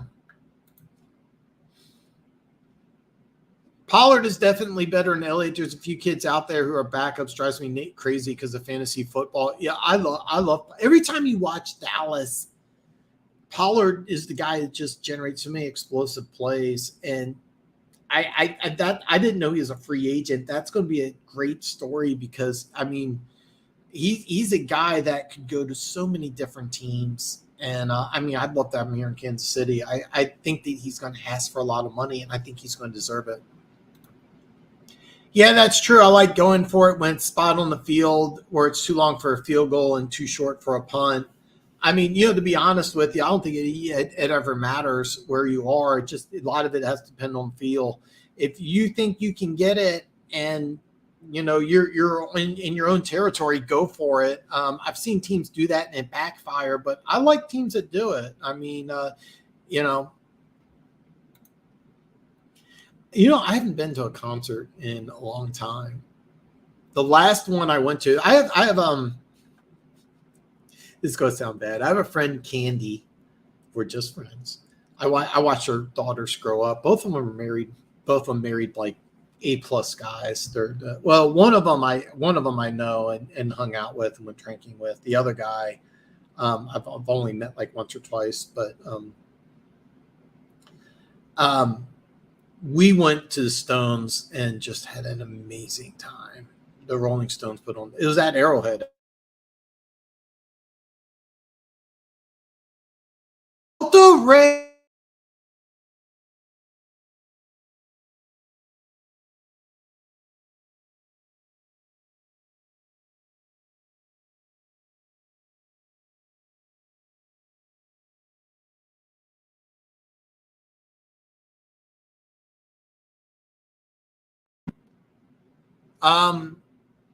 Technical difficulties. I apologize. Evening all, Delta Ray Studios 3. Hey, I don't recognize the name, so hey, thank you for joining. Give me a thumbs up and please hit that subscribe button if you haven't already. You have JT as your running back. You should want, yeah. Oh yeah. The old Chargers team would have gone for it every time that Coryell offense and all air attack was doing aggressive stuff back then. Teams weren't doing. And keep in mind one thing that you don't realize about the Coryell offense: Chuck Muncie, the running back, had 19 touchdowns. He was really good. He was a guy that you could rely on. So yeah, I've seen enough rehab shows that know that constant addiction denial means there's a problem. Dan, I'm starting to wonder if shower now means you powder. I think Dan Campbell started the go. Well, he didn't start it. He definitely didn't start it, but more teams are doing it now. Might have been Brandon Staley. It's been going on for a while, actually, but really, it really comes from college. And I know Chip Kelly at Oregon was a guy. If it was less than like 4th and 5, he would go for it all the time. I like Herbert better than Montgomery. I'd go for it to read option with Fields and Herbert. What specifically bothers you about PFF? Okay. God, okay. So many things. I'm behind on comments and I want to answer everybody's question. The short version is the way they do their analytics just isn't correct. All right. I actually applied for a job with PFF, and what they do is they have you watch film, and on the film you have to grade out, and how you get graded will determine if you come on or not. So you watch the first quarter of a game, and I was like, you can only make like a certain amount of mistakes, and I had hundreds of mistakes, and I was like, oh God. And they said, okay, well, second time, you go through, just, do your due diligence. And then they said, if you have a problem, you can email. And I emailed back and forth. And so second time I come back and I still had hundreds of mistakes. So I went back and looked at every single one of them. And it turns out to be, I wasn't wrong. So I used what's called a snipping tool on my computer. And I used the snipping tool a lot. I used it on my videos. I use it quite a bit. And so the way the snipping tool works is I took a screenshot of a play. And what PFF does is that they determine the player by where he's located on the field. So you could be a free safety, and then once you come up in coverage, depending on where you're located on the field, they would call you either a strong safety or a linebacker or a defensive end, depending on where you're lined up at. So I used my snipping tool and I drew little yard markers. All right. And I said, look, the player, and I drew a box and I drew the yard markers. And I said, no, I'm right. The player is located 8 yards, 8x6 or whatever. And I did this multiple times. And you know what they told me? They said, well, we had other guys look at it and we're right. And I said, I just proved to you I proved it to you by taking the snipping tool and drawing the line marker. So like you have to be like, the safety has to be like 10 yards out and inside the box. And then if you're a linebacker, you have to be 6 yards. So I drew the box, drew the yard markers, and their argument was we had other guys look at it. And I said, I just proved to you that you're wrong. I showed you exactly what it was. And that was their argument, was we had other guys look at it. Wasn't disturbed, still a fan of PFF. Then when Saquon Barkley was coming out of draft, one of the guys on PFF Twitter said, you cannot give me any reason Saquon Barkley should be a top 5 draft pick. And I said, well, Ezekiel Elliott was the 4th overall pick. You went from 4-12 team to a 12-4 team. You made the playoffs. Jacksonville drafted Leonard Fournette, number 4 overall. They went from a 4-win team to the AFC Championship game being up in the 4th quarter, 10 minutes left. And he just started name calling me. He goes, you're an idiot. You're stupid. You don't know anything about football. And I'm like, dude, you work for a company. You work for a business and you're insulting me. And then like, everybody else started jumping. So I got like a laundry list of comments just insulting me for, I thought we were just having a debate. You know, he put out, he said, you can't tell me a reason. Well, I gave him a reason and it was a good reason. It was a legitimate reason. It was one with facts and he went right to name calling. That's why I hate PFF. That's why if you disagree with me, I'm going to tell you that, hey, I don't agree with you, but I welcome your opinion. That's why this channel is not an echo chamber, where if PFF, you have to agree with everything that they say, or else they will start name calling you and trashing you. And then everybody else will trash you for logic. But as far as their analytics, I proved to them that they were wrong. And they just said, well, you know, we had guys look at it. I am 48 years old. I have been obsessed with football ever since the 1981 wild card game between the San Diego Chargers and the Miami Dolphins that led to Super Bowl 16. I don't follow any other sport. I used to get magazines before, you know, the internet blew up. Every single day of my life, I do something football related, whether it's watching old film or America's Game or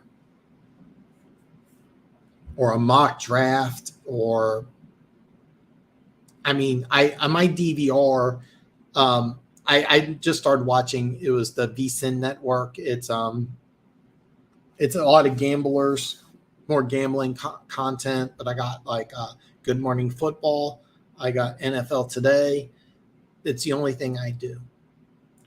I don't care who works for PFF. I'm telling you right now, they don't have 5 guys that have my football knowledge and experience. They just don't. And when I prove to you something's wrong and you have to argue with me and then you argue by name calling, that's what I have a problem. So I kind of went on a rant. I apologize. No guts, no glory. I like it. Yeah, I know. My guess is they use subjective grading standards to build their objective grading system. I think they're mostly solid on non-quarterback analytics. No, they are not. They're not. Oh, yes. A great season. For those of you that don't know, he got the record. Brett Favre called the play and then ran around. And it was funny, Brett Favre was trying to congratulate him too. And by the way, I love Brett Favre. I know he's in some legal trouble now, but I love Brett Favre for doing that. I thought it was really cool. But I remember Gastineau applauded, and then years later he was like, that was bullshit. It was kind of bullshit. Love Ron Jaworski. Revis was the best in my opinion. Revis is very good. Revis belongs in the Hall of Fame. Ronde Barber should be in too. His stats for a QB were so unique in the way he changed the game. Plus, yes, Ronde Barber belongs in the Hall of Fame. I'll give Strahan credit for keeping it real. He has all that money. He never fixed that gap between his teeth. You know, seriously, not only does he not fix that gap, he does like Good Morning America or something. I love what he did. Here's a guy came from he was originally from Germany, went to a school called Texas Southern, and now he's, you know, doing. I think it's awesome that he's on Good Morning. I never watched it, but yeah, I think that's a pretty fair. Yeah, I don't know how to be like. I may get banned for that, but yeah, it's a tough one. We do have Dorsey. I think I was right. I got Dorsey as a GM, Eric Bieniemy, and it made sense to me at the time because Doug Peterson won the Super Bowl with Philly, and the Andy Reid coaching tree was really hot. So it made a lot of sense. So for me, it does. And I think it's a smart move having Dorsey there as your assistant general manager. And I'm looking now, and it's like, that's a Dorsey team, and you're doing some good things. Yeah, you called it when the Lions are bringing John Dorsey, and I think they did. He's done well. He's phenomenal at picking players, and he's phenomenal finding players from like small schools and out of nowhere, and he's done an excellent job on your draft. I'm glad you're here, brother. Thanks for giving me the thumbs up, man. College OT is even worse. Is it give me field goal unless teams – okay. Oh, yeah. So they changed it this year, and it's the dumbest thing ever. So you're the first 2 times you're on the 25. After your first 2 times, try number 3. They line it up, and it's a 2-point conversion, and you have to go back and forth. It's the dumbest thing in the world. I hate college football overtime. I used to not hate it so much when it was 25 and you go in. I was like, okay. It was funny. There was an Ole Miss game with Eli Manning, and it ended 21-21. It was against Arkansas.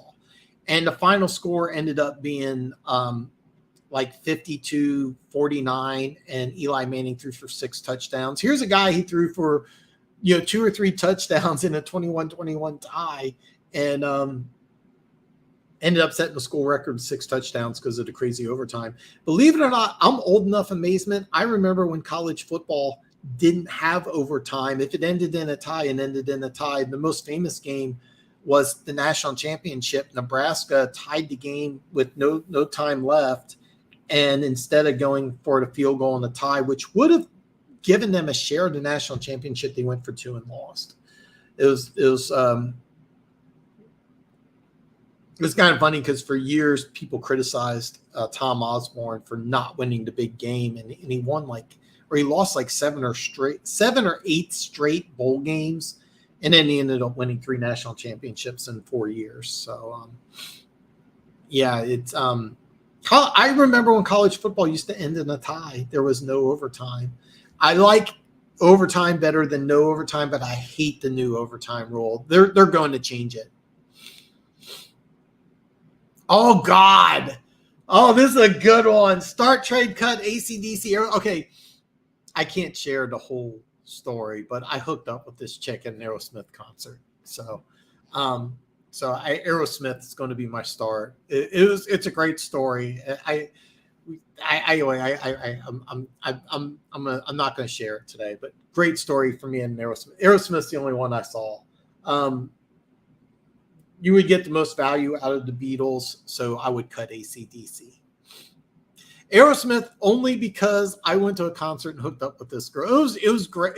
After the concert was a disaster. I left my keys in somebody else's car and had no way. It was my car keys, so we drove. It was like my buddy lived forever away, and he was so pissed.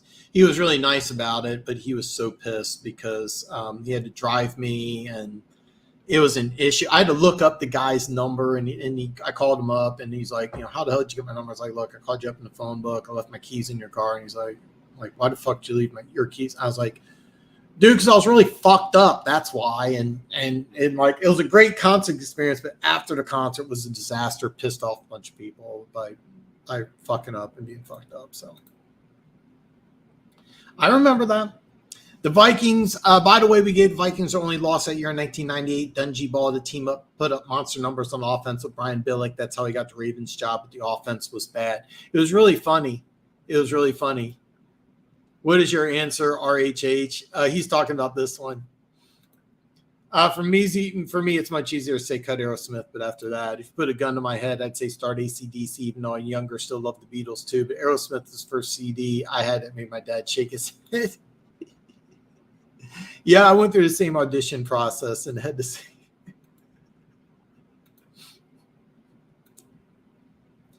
Now, do you believe pressures are a stat? God, I wish okay. I don't think they should be. I think when you look at a player and too much is guided on stats and metrics, you should just be able to watch a player and determine if he's good or not, whether he gets there. Seriously, there's a lot of interior linemen that don't get credit for sacks or pressures that the whole play is blown up because of them. I don't think they should be, but yeah. Other boys hit his Playboy dances. I got Sports Illustrated. My Aunt Connie got me Sports Illustrated for like 15 years. And Sports Illustrated used to be awesome. Now this is really weird. Okay. You're not going to believe this. I'm going to tell you this and you're not going to believe it. So Sports Illustrated used to have the swimsuit issue used to be awesome. And here's why. The swimsuit issue used to be that they would have like just a handful of pictures, right? It wasn't like front to back. They would just have a few pictures. But every writer in Sports Illustrated used to have A+ writers, like great writers. The writers could write about whatever they wanted. So one article was fantastic. One guy did how he does his Final Four picks. And it was funny. The pick he had was Georgia Tech, and they got knocked out in the first round. But it was still a great article. The best article they ever had was when Jacksonville and Carolina were coming up. And he did an article on how he would hire the head coach and what they would use the picks on and how they would build the team. And it was a great article. I read it and it was phenomenal. So then it changed where the swimsuit issue got really popular, and just then it was all pictures. And then it just went down in quality. And then I have no idea why my Aunt Connie stopped getting me the subscription, but I had it for like 15 or 20 years. I actually used to keep them. I used to keep them all. And I was kind of a pack rat. I have a bad hoarding issue with certain things. I have this really weird pen hoarding issue. I literally have 4 or 5 cups that are just filled with pens. I have no idea why. If I go out to eat, I try to keep the pen. I have no idea why. I take pens. When I go to a casino, casinos have tons of pens everywhere, believe it or not. I usually take a pen or two. I have like 5 in my car. I have a weird pen hoarding issue too. So like I have literally in front of me 5 pens. I am not joking. I have 5 pens, and I probably have another 2 here and another 1 or 2 right up there. I have a weird pen. I did keep my Sports Illustrated issues. Actually, I did. Seems like they have yeah. You're talking about PFF. Yeah, if you go onto any one of their Twitter accounts, try arguing with any one of them, and you will get hordes and hordes of people. You cannot disagree with anything. And that's one thing I really try, and I'm not successful all the time, is that if you disagree with me, I try to look at your opinion. I don't want you to feel like you can't do it, but I'm not always successful at it. I'm not purely objective, but I try really hard that if you disagree with me, come say it. That video, I put my picks. It's in the description below. I break down the game, the winner, and I give you the score. And I know people are going to disagree. But yeah. By the way, if Lynch is, why the hell isn't Barber in? I think the beat writer probably don't. Seriously, I 100% agree with you. Barber 100% deserves in. I'll be honest, I could argue Barber deserves to be in more than Lynch. Yeah. You remember that. Yes, I remember that. So for those of you who don't know, Florida State in the late 90s had several teams. If college football was the way it was today with the BCS and in the Final Four, Florida State would probably have an additional 3 to 4 national championships. I remember that game. Yes. Florida State in the early 90s, they had the wide right and the choke at the Doak. I remember that game. Yeah, it was a missed field goal, if I remember right. Weirdly, Peyton Manning never beat us at Tennessee, but Eli beat us twice at Ole Miss. It's another Manning on the rise. He's going to play. Yeah. It's actually funny because Texas has the top 1 or 2 recruit for quarterback for like the last 4 years. They got 2023, 2022. One of them just announced that he was transferring away from Texas because he's like number 3 or number 4 on the chart. And he was a 5-star player, and he's like number 4. So he's going to go somewhere and start and probably be a Heisman candidate. It's crazy the amount of quarterbacks that are at Ole Miss. You know what's funny is Arch Manning's going to Texas. He may not even start next year. He may have to wait to get a chance to start. That's how crazy it is. Yeah, Arch Manning is at Texas, and he may not even start. They're starting quarterbacks, a redshirt freshman or sophomore, and he's pretty good. So, yeah. Peyton Manning never won in Florida. That is correct. 0-4 against Florida. I think he beat Bama several times. Bama wasn't that good in the 90s, believe it or not. Yeah, swimsuit magazines are a thing in the past. So what they did, Sports Illustrated did, is they tried to make it like semi-amateur porn. Like it got to the point like they were naked, but like, you know, covered up. And believe it or not, it actually cost them views. I would have personally, if I was Sports Illustrated, I would have got rid of it, but they tried to make it sound like it was a big tradition. And it really wasn't. It actually turned a lot of people off. But their swimsuit issue, I used to love getting it because they had these great articles. When they stopped doing it, they had an option if you could opt out. And they would give you like an extra 3 months of magazines. I'd always opt out, and I'd get the extra magazines. I didn't really care for it.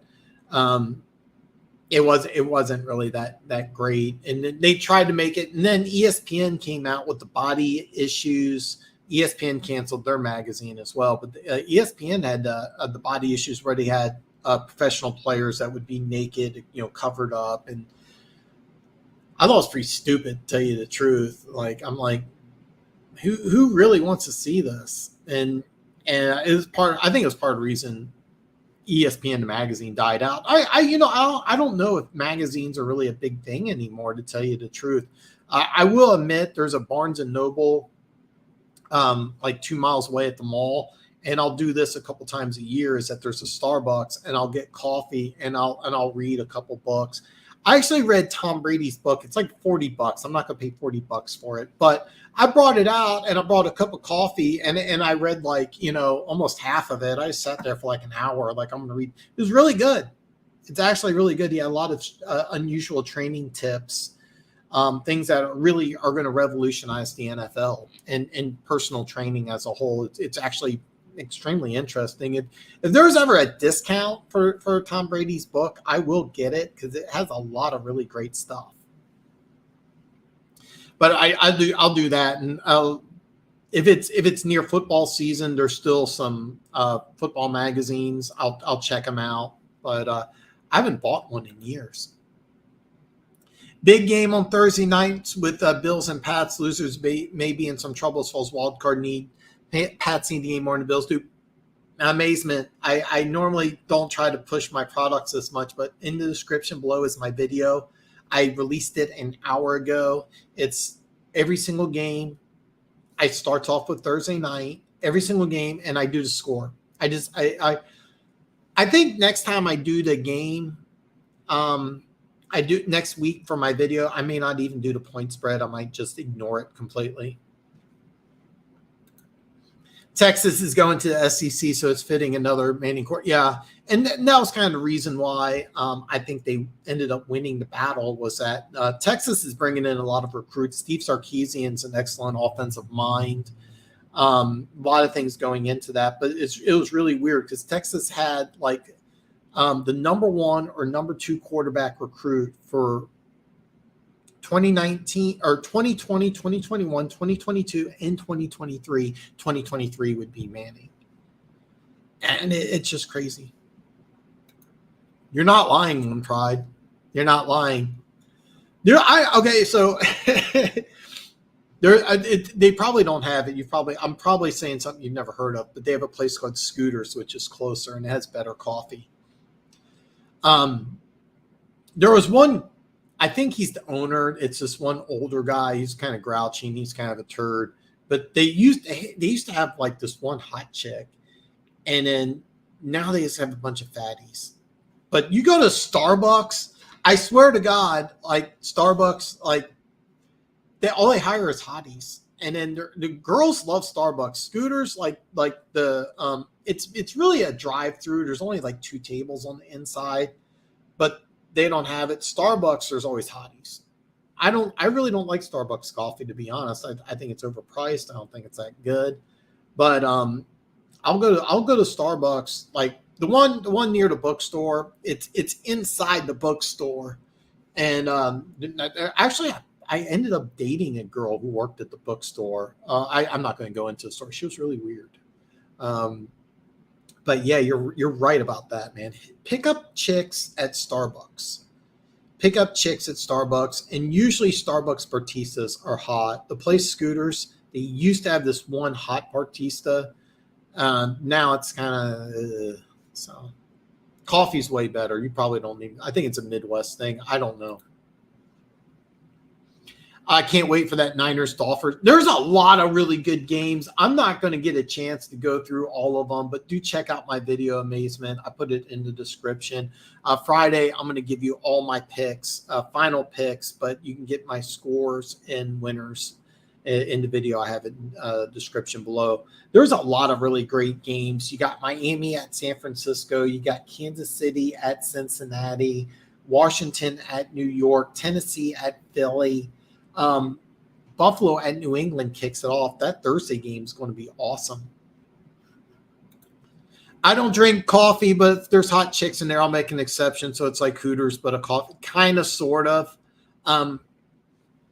There's usually like one dude, but usually it's just hot chicks at Starbucks. I have to drink coffee.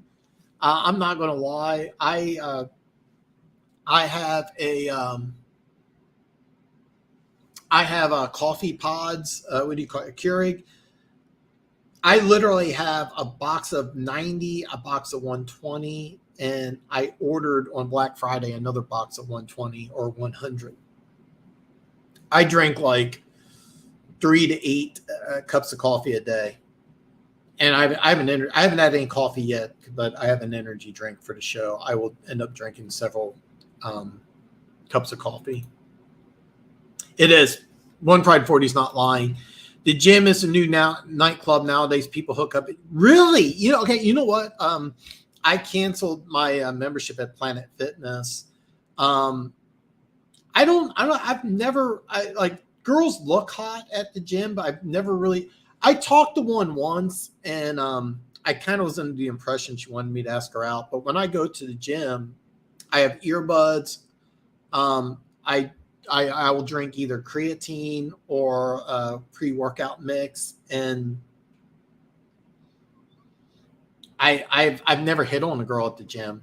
Never. There was one girl. Okay, Planet Fitness used to be open 24 hours a day, and I'll forever regret it because there was one girl, and I used to not like her. She was very, very attractive, but I didn't like her. She was kind of a bitch, and they would constantly run through the night people. Like there was one girl, she was there for like 2 weeks. But I would always come in late at night. I'd be the only one there. So I'd go up. I was kind of a friendly guy. And apparently what would happen is the owner, and she ended up getting fired, would watch the security cameras and call the people at like 2, 3 in the morning and complain. And they're like, one guy, he's like, dude, I'm making $14 an hour working nights. And by the way, if you go into Planet Fitness, the one thing I will tell you, the one I always went to was always clean. So they did a fantastic job. But anyway, so that girl moved to California, like before she left, she's like, "Oh, I'm moving to California. It's my last night here." And I was like, "Oh, okay, whatever." So when she came back, she went out of her way. She was working out. She wasn't working. She was working out. She went our way. She came talk to me, and we had this nice conversation. And me being a complete vagina, I did not go for it. I did not ask her out. And I told myself I was going to ask her out, and then she quit or got fired. That was the closest I've ever come to asking a girl out. And the only reason why is that when she came in and started talking to me, I was kind of like, "Oh, you're into me." And I think part of it is I was the only guy that didn't hit on her. She was super attractive, but I should have went for it. And I regret that. So, hey, there are some that come to my work, and I didn't know you worked in a lumber yard, because girls do go for the blue collar guys thing. That is not a lie. I did not know Starbucks. I knew, but I didn't know about the gyms, especially in the summer. Oh, fuck yeah. Yeah. Don't go after fatties, One Pride. No fatties. Well, I tend to see girls go into gyms wearing makeup, tight clothes to get attention. They even record themselves doing BS exercise. That is true. This is a true story. So one of those times I was by the gym by myself. There's this one girl, and I was there every single day. And there was one guy. We'd always do the head nod. We never said hi to each other. We'd walk by, do that, and we'd always see each other. So anyway, I went every single night, usually around the same time. So first time at the gym, and then finally she's like, "Hey, can you take some pictures of me?" And then she was doing and she was dressed up all. Not only did she look like she'd never been to the gym, but that's like what she was doing. But yeah, I see it a lot. Girls wear makeup and they dress up to get attention. Be careful. There was one girl who did a video, wearing like some halter top and short shorts, and she's like, "Watch this, I'm going to show guys her curves at a gym." And it turned out to be she ended up getting kicked out because she was just kind of she did like fuck with people. Anyway, it kind of went viral for a little bit. If I can find it, I'll send it to you. Do you follow me on social media? If so, do. But that girl, she was like, "Can you take some pictures?" And she was doing she wasn't working out. She was just with her phone. And I used to see that a lot. I know that there's lots of girls that go to the gym, don't look like they go to the gym, and they'll work out. The worst time to go to the gym is in January. My buddy gave me his Smith machine, which is just right behind the curtain here. I've been working out at home. I need to figure out a way to do cardio because I don't run when it's cold. So that's one thing I really thinks about the Midwest. Why don't move somewhere where it's warmer? I don't know. Seriously, there was a lot of good-looking girls at Planet Fitness. There was a lot of good-looking girls. They used to hire. It was funny because they had one girl, and she was the manager, and she didn't work out. But they used to hire these hot dumb chicks, and I think they stopped doing that. But I never hit on a girl at the gym, man. All this talk about hot chicks make me question why I'm watching you dance, spend the time with my hot chick. I got, Keys. We're Facebook friends, and you have a picture of your wife. I'm like, damn, that's pretty good. Because I know you got 15 kids, so I was like, I wouldn't blame me if she's kind of hot, man. She's kind of hot. I don't hit on married chicks anymore. One Pride doesn't.